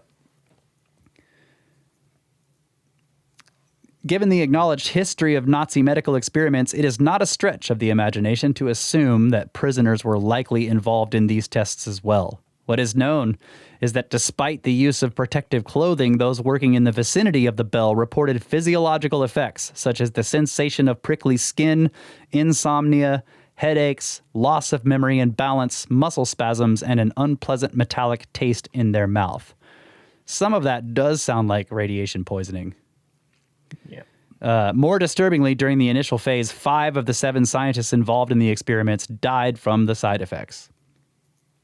Documents indicate that the electronics giant AEG was involved in at least the Kronos side of this program. In this regard, emphasis must be placed on the involvement of one key AEG scientist, Dr. Kurt Debus, who published several papers and patents on high voltage discharge and measurement, and was also a proponent of the concept of separation of magnetic fields. What's his last name, Marty? Debus. Another key scientist involved in the Bell program was physicist Dr. Walter Gerlach, a Nobel laureate who made numerous contributions to physics, such as precision measurements related to black body radiation, as well as the first ever quantitative measurement of radiation pressure. But Gerlach is most revered for his co-discovery, along with his colleague Otto Stern in 1922, of quantum spin. Notable in regard to the Bell program was Gerlach's work with fluorescence of mercury ions in a strong magnetic field, and the transmutation of elements through photochemistry, otherwise known in occult circles as alchemy.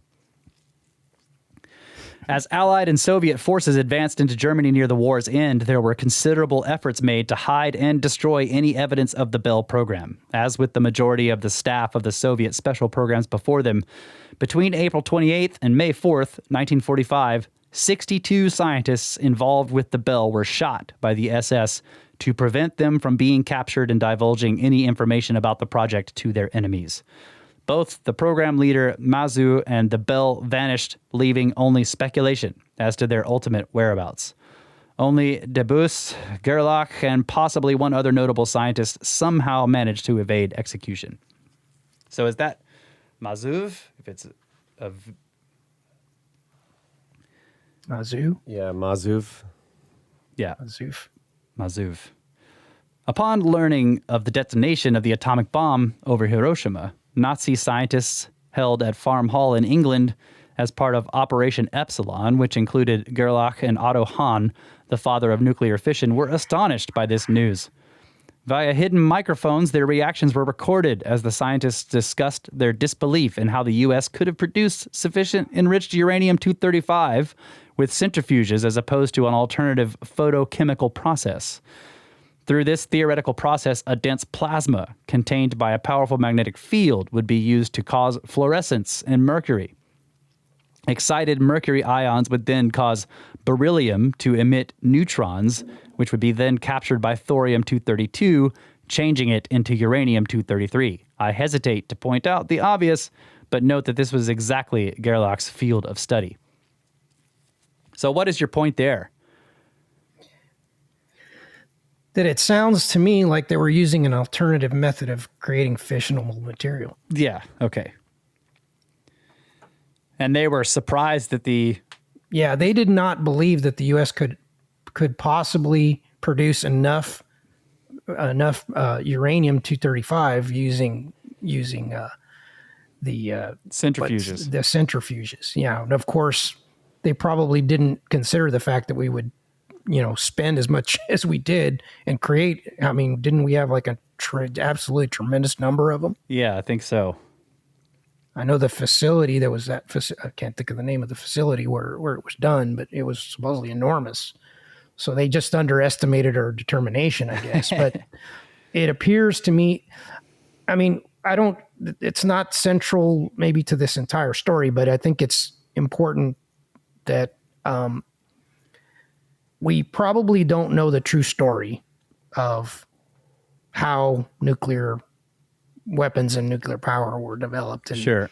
I mean, the Germans were ahead of us, but somehow or another we managed to beat them to the punch. And I don't think that was an accident. They were ahead of us in the theory, but we beat them to the production of the materials. Is that the idea? I believe they had if I remember correctly, I believe they had a reactor before we did. They just didn't. It would seem, according to what I've read, they claimed they weren't working towards a bomb. They were creating, they admit, yes, they had a nuclear program and they were trying to develop nuclear reactors, but they claim they never actually worked on a bomb. But again, we don't know how much truth there is to any of this. Right.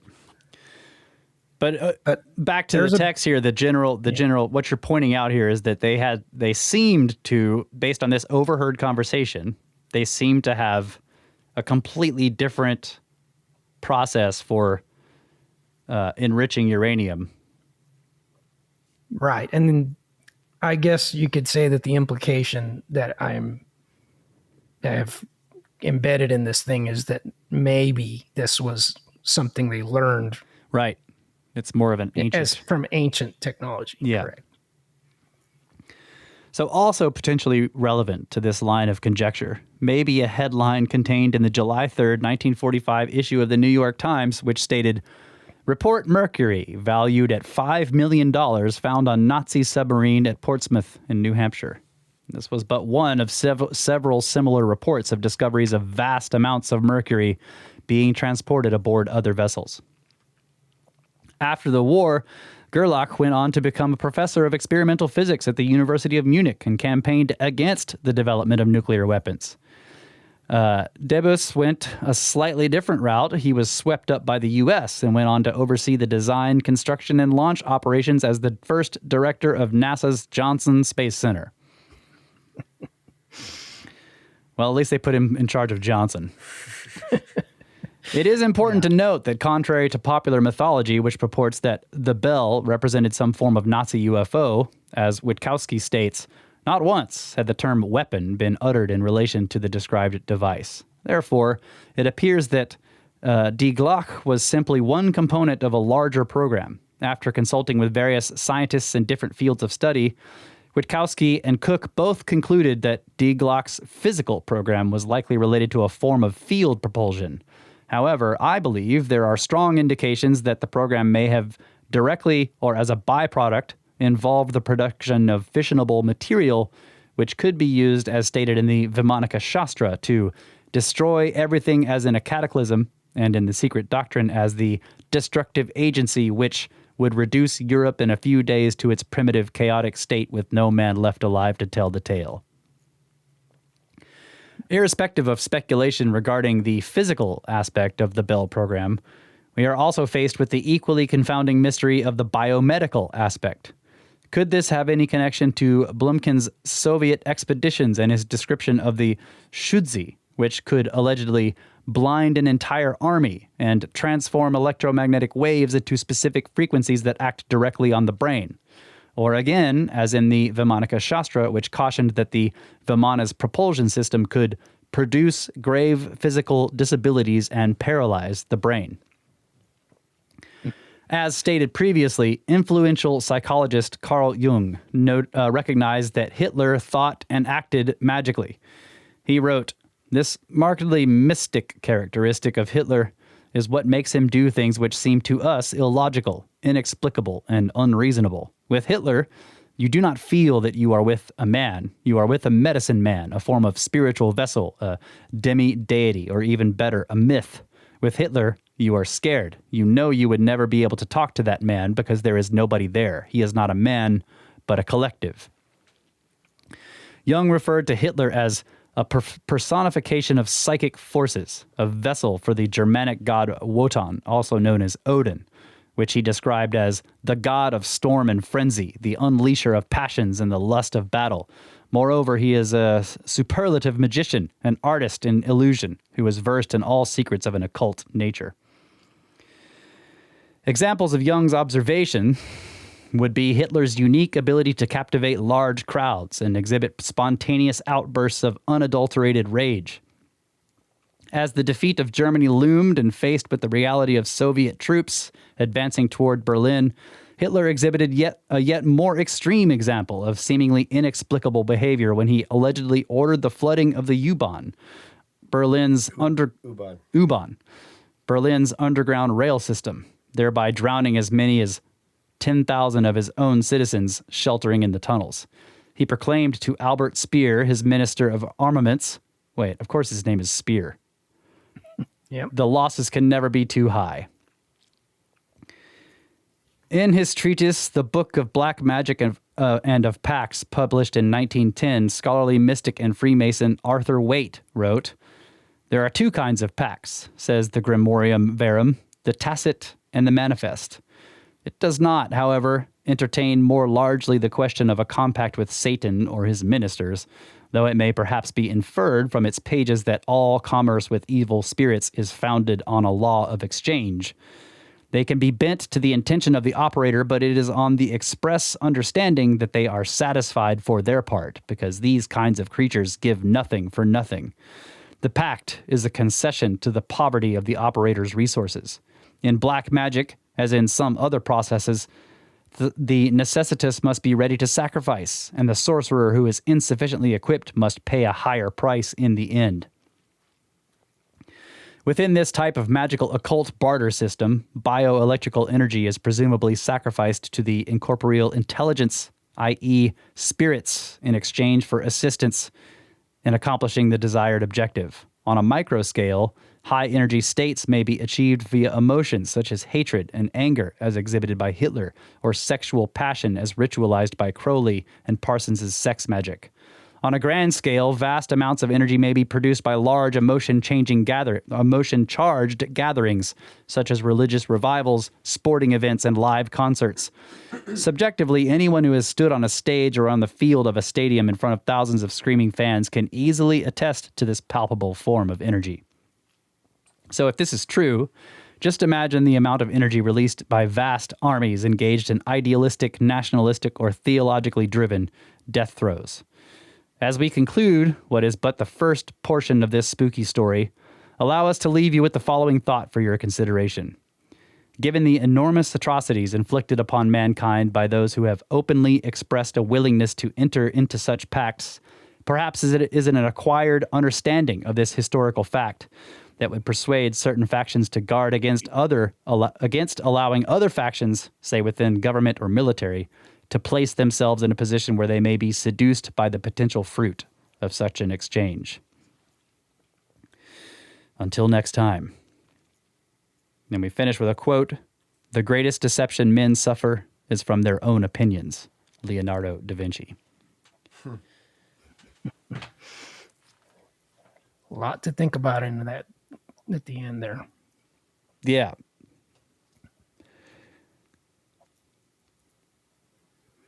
Can you reiterate that final paragraph in your own words? Different words? I realize that these are your words. Yeah. I mean, again, I write things I tend to write in subtlety, but I'm going back to a point that I keep hammering on, and that sometimes we need to look at things in a different context. And sometimes we might be presented with a situation and we're only hearing one side of the story. And that invariably presents the opposition as being in the wrong. And we see this throughout all of this. Everybody always thinks they're on the right side and the other guy, the adversary, is on the wrong side, right? Everybody's righteous. Well, we've seen a lot of criticism of a group that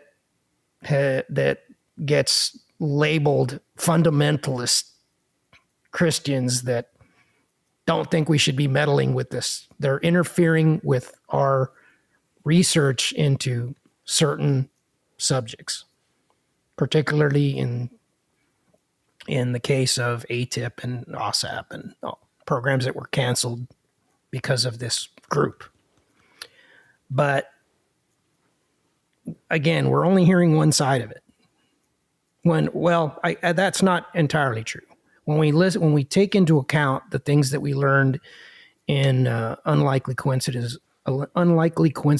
Part 2, we talked about the Collins elite and the gentlemen who were members who claimed to have been part of a program that worked with these entities, intelligence, whatever it is. And we saw that there were, through MK Often, or Project Often, Operation Often, which involved Sybil Leek, who was the one that was writing the false astrological charts for Hess. Yeah. They were even using witches and occult rituals and things to achieve this exchange. We don't know, and we don't know what it was exactly that they were using. What was being exchanged, but there was, according to Nick Redfern, they claimed there was an exchange going on. Right. And everyone has been critical of this group intervening and applying pressures to get certain programs canceled. But what I'm suggesting is let's step back and look at the situation. What has history taught us? What capabilities could be derived from something like this? And what has happened? I guess I'm saying, I'm looking at, the last time somebody tried to make a pact with this thing, assuming this is actually happening and this is real and there really is some type of a pact going on. Well, the last time that happened, 6 million Jews were put in furnaces and a lot of people were killed. So maybe we need to think about this. I know we want knowledge, right? We want to know what's going on, right? But we need to separate that quest from allowing certain people or certain groups to potentially use that against us. It's just a profound thought. And I know there's arguments on both sides. So it's sort of like the Collins elite were basically saying no to, if you can't beat them, join them. Is that what you're saying? Well, that they were saying we're not going to join them in making pacts with these entities. The whistleblowers that came out, that are the ones that contacted Ray Boucher and Nick Redfern afterwards, they were whistleblowing, saying, "Look, we tried to make pacts with whatever this is, and they claimed they were in communication. It wasn't a theoretical thing. They claimed they were in communication. They were working with whatever this intelligence is." Yeah. And I know we can debate whether that was factual or not, whether that was really happening. But assuming it was, they were saying, we figured out that this intelligence was presenting itself as extraterrestrial. It was an intelligence. These were these beings that were here to help us. And over time, they came to the realization that they were, in fact, evil. They were not looking out for us. They were looking out for themselves. And whatever it is that they were doing was actually against our best interests. Yeah. I'm struggling to not use the word demonic, but sure. Effectively, and there's another subtlety in this entire presentation, and I was going to bring this up at some point. I guess is a good way to explain it, is that if you go back and re-listen to this and see how the word demon is used throughout this thing, you sort of start getting the impression that maybe somewhere along the line, a demon was civilization or a type of being. In other words, it doesn't necessarily have to have a religious connotation. It could just mean a certain, civilization or something. So, and we don't know exactly what, I know that I've used this, I think maybe in one of the Patreons, we said, okay, well, what is being exchanged? What do we have to offer, right? What is it that mankind could provide in exchange for assistance in these things, right? And that's where this, occult barter system of providing energy into a system, right? Maybe this, and this is a work in progress, right? It's not like I have this figured out or anything. These are potential explanations for what could be going on. And I guess you could say that this would be something along the lines of an energy vampire type thing. Yeah. Imagine like a mosquito. Is a mosquito that stings you and sucks your blood, is it evil, or is it just doing what it does? Right? It's evil. Yeah. The ones around here tend to get evil, but you get my point. In other words, maybe whatever this intelligence is doing things for its own. In other words, maybe we're just a means to an end. We're not.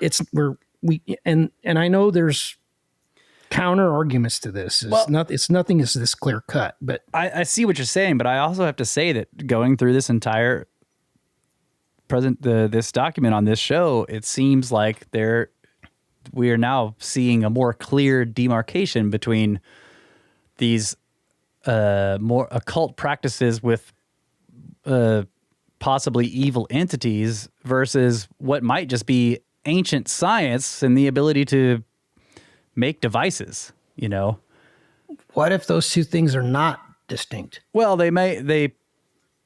devices are distinct unless you're suggesting that you can't run these devices without these occult beings or something like that. Like you said at the beginning, that in other words, if magic is a form of technology, maybe these things are being derived by the technology that these demons, in quotation marks, have developed.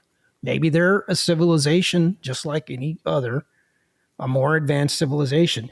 Another subtlety in this, and I guess this is another thing to consider, is for example, in the Tibetan creation myth, if you follow that, and maybe I'm drawing parallels that maybe don't apply, but if you were to contrast it with, let's say, Enoch, right? The creation story from Enoch. In that sense, mankind are the demons or the descendants of the demons, right? We're the product of the relation between these demons. And the monkey, right? We're the ones that, in following, let's say, the lineage of what was presented by Enoch in the Book of Giants, we would be like the Eljo, right? We're not the Gibrums. The Gibrums would have been the giants, but we had the Eljos, and I can't think of the other. There was the three, right? So that's another thing to consider. In other words, this is like we're starting to pull more pieces into this picture, right? And it's starting to get more and more complex. Even though we're searching for answers, we're actually maybe getting further away from them because we're just introducing more data into the thing. Yeah.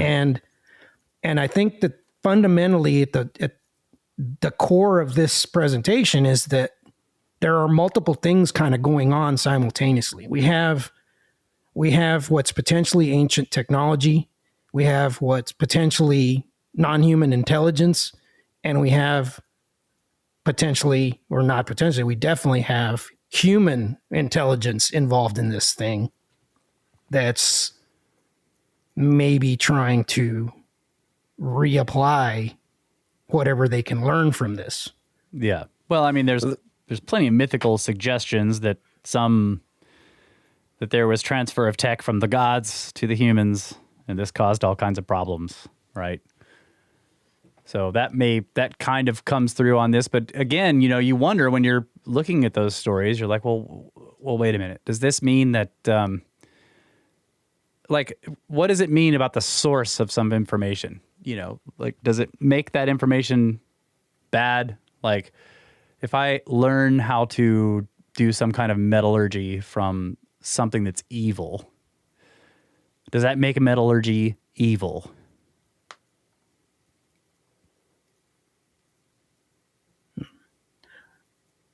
Right. I guess that's effectively the same thing I'm suggesting with the question at the end. In other words, in other words, if you're using whatever is being derived from this barter system,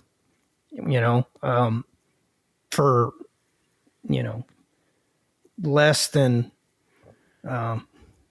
beneficial means for mankind, maybe it is evil. Well, it depends on what you do with it. Yeah, the application is exactly where the evil comes in, but it doesn't make the metallurgy, the process itself, or evil. Yeah, exactly. Yeah, correct. So that's what I mean. Is what's interesting here is that we seem to be seeing evidence, possibly, of ancient technology, maybe this mythical tech that was transferred from these gods, if they're or demons or whatever they are, these evil beings, maybe a long time ago, to ancient civilizations. And I'm just wildly speculating here, but these civilizations are now gone due to cataclysm, possibly from their use of some of these technologies.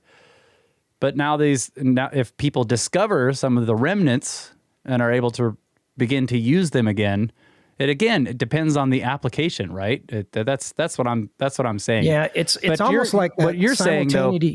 What you're saying though is if these evil beings are a possible source of new information and new technologies, then making pacts with them is something that some people are going to want to do to become powerful.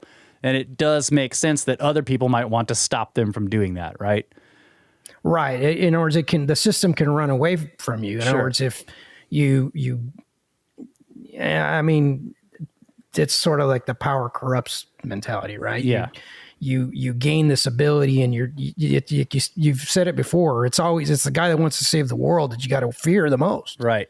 Because they justify their actions for the greater good, and sometimes, well, that's all fine if you're on the survivor side, but what if you're the one that's getting sacrificed? Right. In other words, it's actually goes back to Schwaller Delubitz. It's that simultaneous what is it? Simultaneity of opposite states. You have, imagine let's say nuclear technology, right? It has the ability to give you power and to power your cities and give you warmth in the winter, and it has these beneficial aspects, and then at the same time it can be used to destroy mankind. Yeah. That's energy in general. The problem I have here is that if what we're talking about is a real, actual technology, then there are other ways to discover it than like making pacts with, evil beings. Yeah. So it's like, but let's say we've been far away from discovering it for a while. And yet people for thousands of years have been making pacts with evil beings to get the power from these technologies. It seems like, the information would get out to people who aren't making pacts with evil beings, and they'd copycat the stuff and make the technology, and we'd have it. Is that what happened with nuclear power, for example? Yeah, and I think that's the suggestion of that's what happens when someone discovers a lost whatever. Yeah, so the point that I'm making is that the technology doesn't have to be connected to some demon. Yes, that's what I was trying to say as well, yeah. Even if it was initially given to someone by a being or whatever. It's like the pact doesn't have to continue because somebody else can discover it as well. Well, I think by not doing that in the sense of the whole series and not necessarily this episode, I think we've discussed evidence of that suggests a subtle nudge that mankind has been nudged along the way by these gifts. Yep. There were, these people that are all of a sudden receive a download and create technologies that do help mankind. Yeah. But again, it depends on who the recipient. Maybe the recipient has good intentions, and you never know. It's hard to say whether I have said this before. I don't believe that there is one side. And again, this is based on the assumption that yes, there is some form of intelligence in communication with mankind. It appears to me, based on the discussions, that there is more than one party involved. In other words, there appears to be conflict on that side. There appear to be two forces in opposition, and we just happen to be caught in the middle. Right. And that's that's been talked about right for thousands of years in ancient texts as well. Right. There's lots of sides. We're the proxy, right? There's a proxy war going on, and we're the pawns on the board. And so the gifts could just be for the use of, and this is really, it gets more complicated than it, right? I'm sort of, I just caught myself that I'm sort of presenting the negative side of this, in that we're being gifted with things that are effectively, it's like you've got, imagine you're in the stadium and the gladiators are on the field, and you've got people throwing swords and, a hammer, and you're just giving them weapons to beat each other with, to kill each other. This is hurling humans. Right. Exactly. So that's sort of like the impression that what I'm, that I'm kind of relaying right now, except would give you that impression, but it's more complex than that, because there are examples of interventions that were most definitely positive, right? It's not all negative stuff.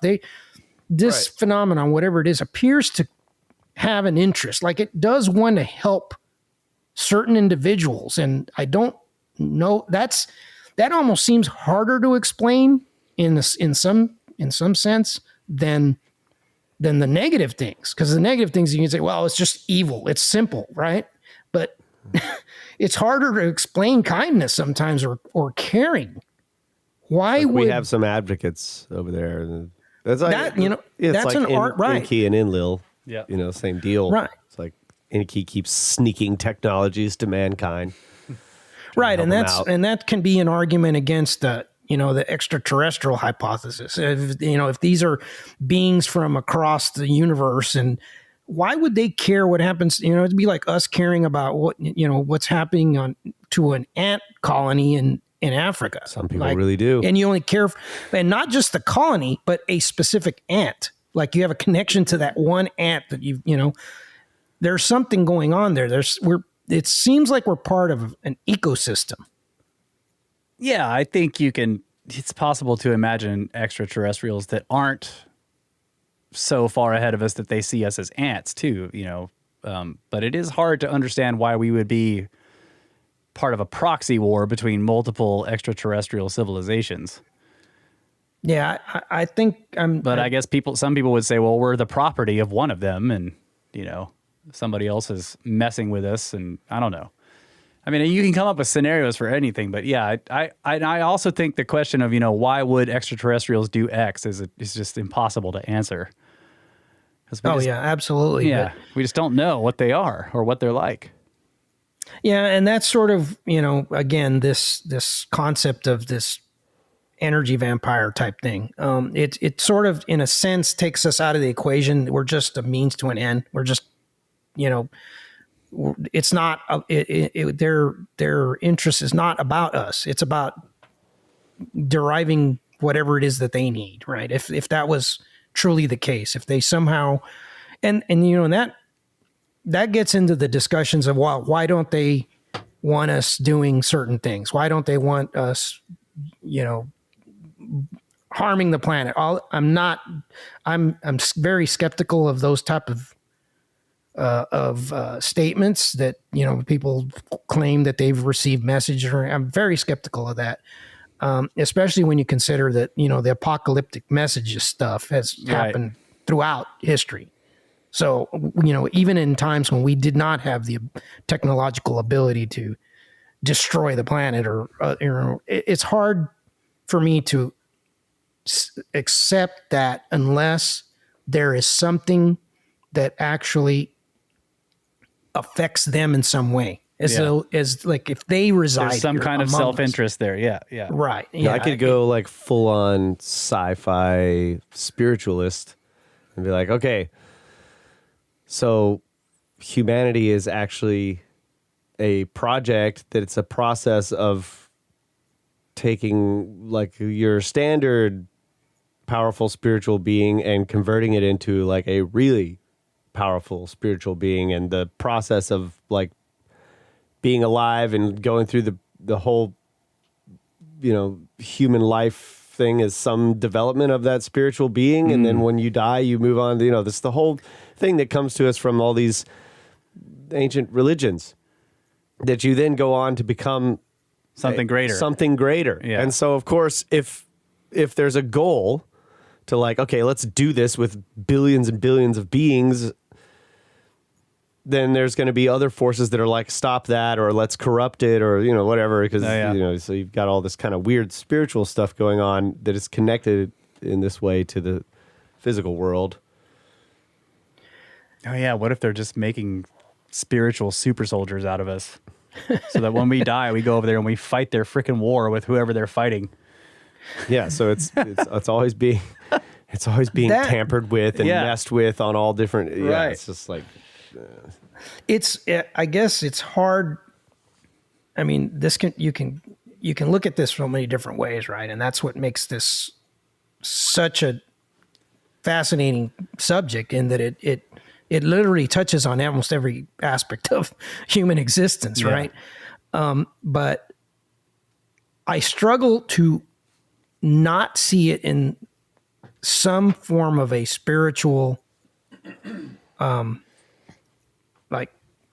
like it has to have some type of connection to that, because if we were to take the materialist reductionist version of ufology, and you're dealing with physical extraterrestrial beings from another planet that are flying here in ships and visiting people, there are too many problems with that doesn't explain so many things. That seems like the hardest one to justify.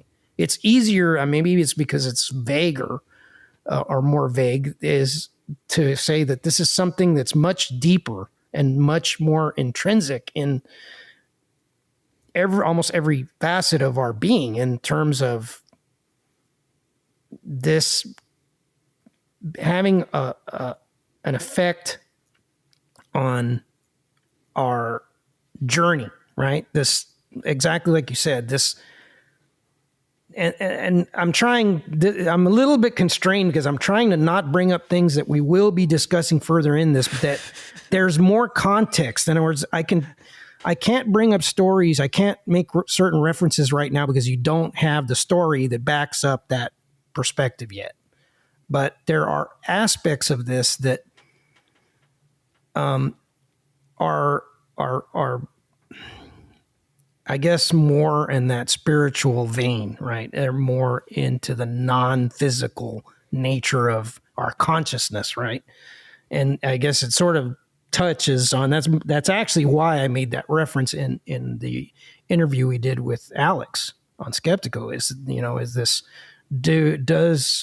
ET have consciousness just like we do? Because if we do, then effectively our bodies, whether it's human or whatever, gray or whatever it is that thing is, once in a consciousness state, is there any difference? Are we the same? Yeah. Again, our bodies are the cars that we're, modifying or whatever, but Right. the consciousness is the driver. Yeah. So it's a different way of looking at this mystery. But it seems like it's a better fit on the in the grand scale of human existence. It seems like it would be a little more explanatory than just visitations. Yeah. Because again, I don't understand why they would care. Well, I still say after going through all that and everything else that it does seem like in some cases the tech can be separated from the spiritual part in a sense. But maybe there's some way where it can't be. It's possible that all the tech that is gained from pacts with these beings inevitably drags you into this kind of realm and, corrupts. It's like it becomes like a talisman or something. Yeah. The tech itself is like some weird, Right. it has some weird Effect. curse on it or something. Yeah, like exactly. that, It's cursed in knowledge. Yeah, could Oh, be. God. It's a Trojan horse. Yeah. I'd fall for it every time. Yes. This book Or is giant cursed. wooden rabbit. Will you open it? Yes. I'll just drop it on the floor just so that it opens. Yeah, that's Didn't do kind of it. the way they drop. Apparently, they drop UFOs all over the place, and they get picked up. Yeah, Will you give up your immortal soul to enter the library of all knowledge? Yes. Yeah, but it'll be Let a me trick, in. dude. It'll be a trick. I know. You get all the way to the end of the book, and it'll be like, we'll get to the actual technology in part 3 of section 3 extended version in the 10th episode of the second something or other. Dang it! Yeah, and I would be out of currency because I only have one soul, right? The next book requires 3 All right, souls to how do I read. make a Horcrux? Need a second soul. All right, well, this has been a long segment. Let's go ahead and take a final break, and then we'll close the show out. Thanks, Marty. Yeah. Good stuff, buddy. Snake mouse!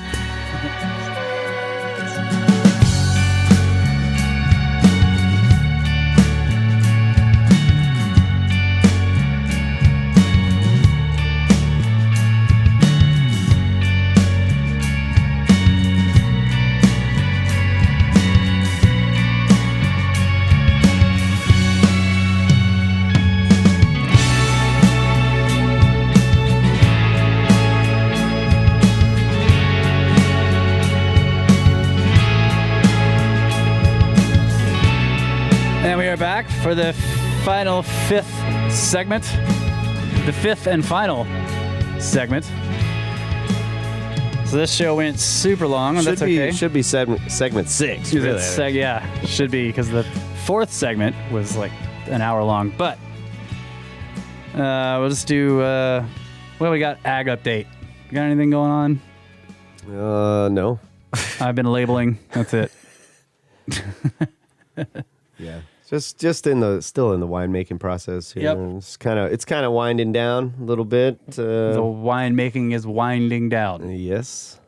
And yep, the vineyard's winding down. I'm Yep. doing the last little bit of vineyard maintenance, heading into the Dormant season. dormant season. So Rock and roll? No rock yeah, the drummer's gone. and roll? Yeah. He's got to be gone for a while, so we're kind He of abandoned us. he abandoned us, folks. Yep. Now I've just been working on new materials, man. I've been developing some songs. I was in here quite late last night working on Funky Groove for a possible next album. Working All on some right. lyrics, got some stuff developed, creating some fictional not really stories. It's like trying to create feelings and like ideas and emotions and sort of, I don't know how to describe it. It's like create a environment that's fictional, right? Like, let's say I'm creating a memory that's a nostalgia of that memory. It's an interesting way to write. But it's like, why is fiction off the table? It's not. We're writing fiction over here. Yeah. So I develop these stories or ideas, and I'll work on them like mental images and whole processes, and then come up with the lyrics of a song. And it's like sort of bluesy, funky stuff. Yeah. So, you want these like maybe some love song type of stuff, cool imagery, ideas of like, I don't know to get into specifics and bore you with the specifics, but it's just trying to create these ideas so that I can then write about them in a way that as though it was like a real situation. You can make up a story that the song can tell in a way that it's got some catchy phrasing and a hook. And And it's not like there's a, how songs are. There's not necessarily like it goes from point A to point B. It's like describing specific little pictures or images or things like that. So I had success with that. It was actually had a great time last night. Stayed up way too late and didn't get very much sleep, but it was totally worth it. So yeah, just in the writing process. That was a good rock and roll update. One of my favorite things to do is just sit out here in the studio late into the night, having some wine or some beers and just working on writing. So, well, that's worthy of a rock and roll. Excellent. Yeah. Clip. Well, I'm off to Washington State, Scablands trip. So we're actually recording this a couple of days before I leave. So this podcast will be scheduled to. I'm gonna have to set it up to schedule release while I'm gone. So it was great to get Marty on for a. Heck yeah, man. Extended UFO episode Extravaganza. right before I take off. Yeah, trying to get it in our schedules was not easy. Yeah, it was not easy, but we've managed to do it. Man, you hear this thing? Yeah. It's like it's picking up everything I say. It's pretty cool, dude. This came in the It's a UFO. Yes. It looks like a UFO. Shh. Don't call him down here right now. At least got to wrap up the show. Oh man, there's some. I think this is. It wasn't You're creating sacred geometry. Yes.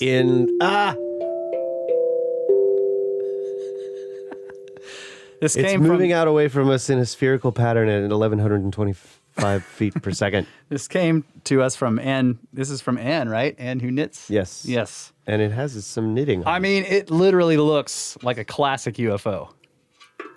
I wish Marty could see this. He's not on video, but It's beautiful. it is.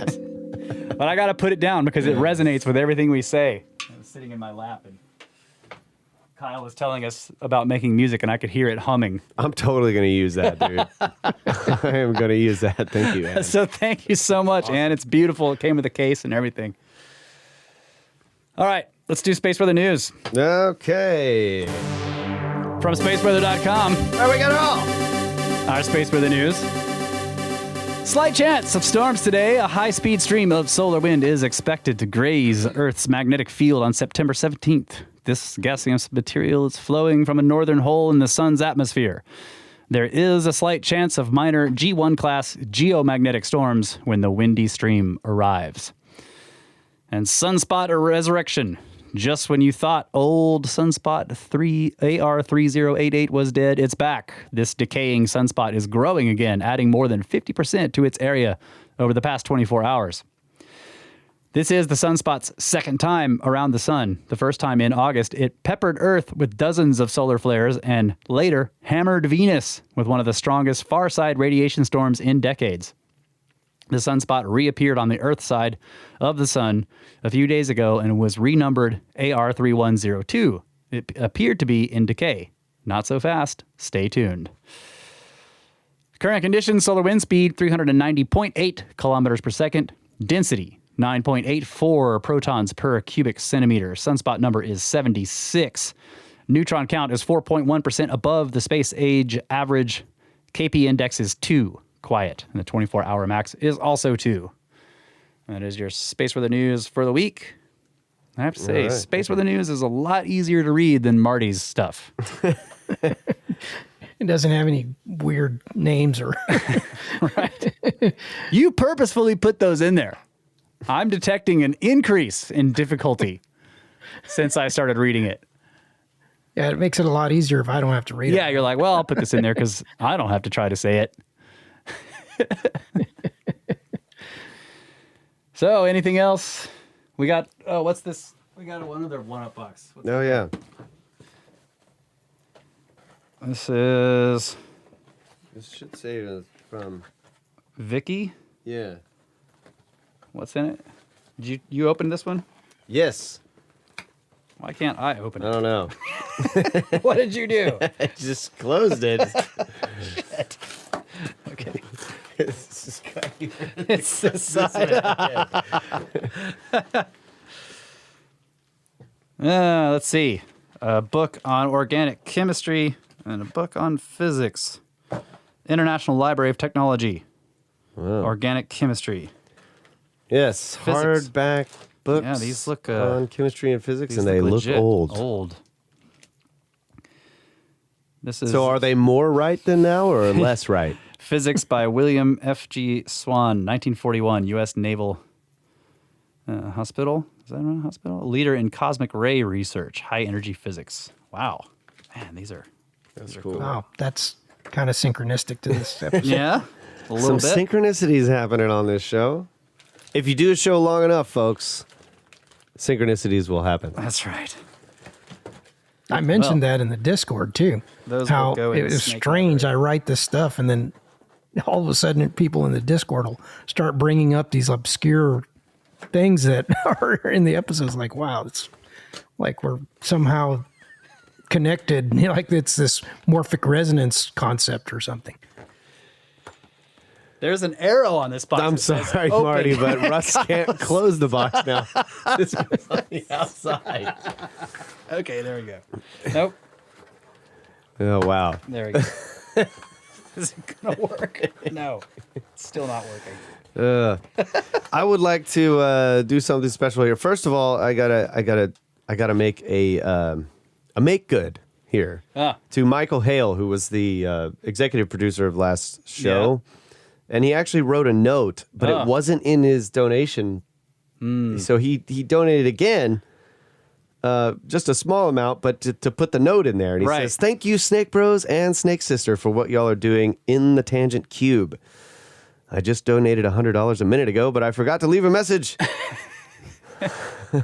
So I gladly donated again. Snakes!" Thank you, Michael. Appreciate it. And We like that kind of Johnson move. Yeah, it's classic. I just wanted to do this, and I can go through and do this in the future, but this is the most recent one, and I wanted to give the executive producership to Grimerica for this show. Okay. They've been donating to our show for so long. Right. Yeah. So I think ever since like the first contact at the cabin. Yeah. So yeah, the Pagosa Springs one, right? Yeah. Which is like a long time ago. yeah. Okay. Executive producer, The Grimerica Show. Yeah, so they've been donating $6.66 a month. Sending us evil for 6 years. Another synchronicity. Yeah. So that's,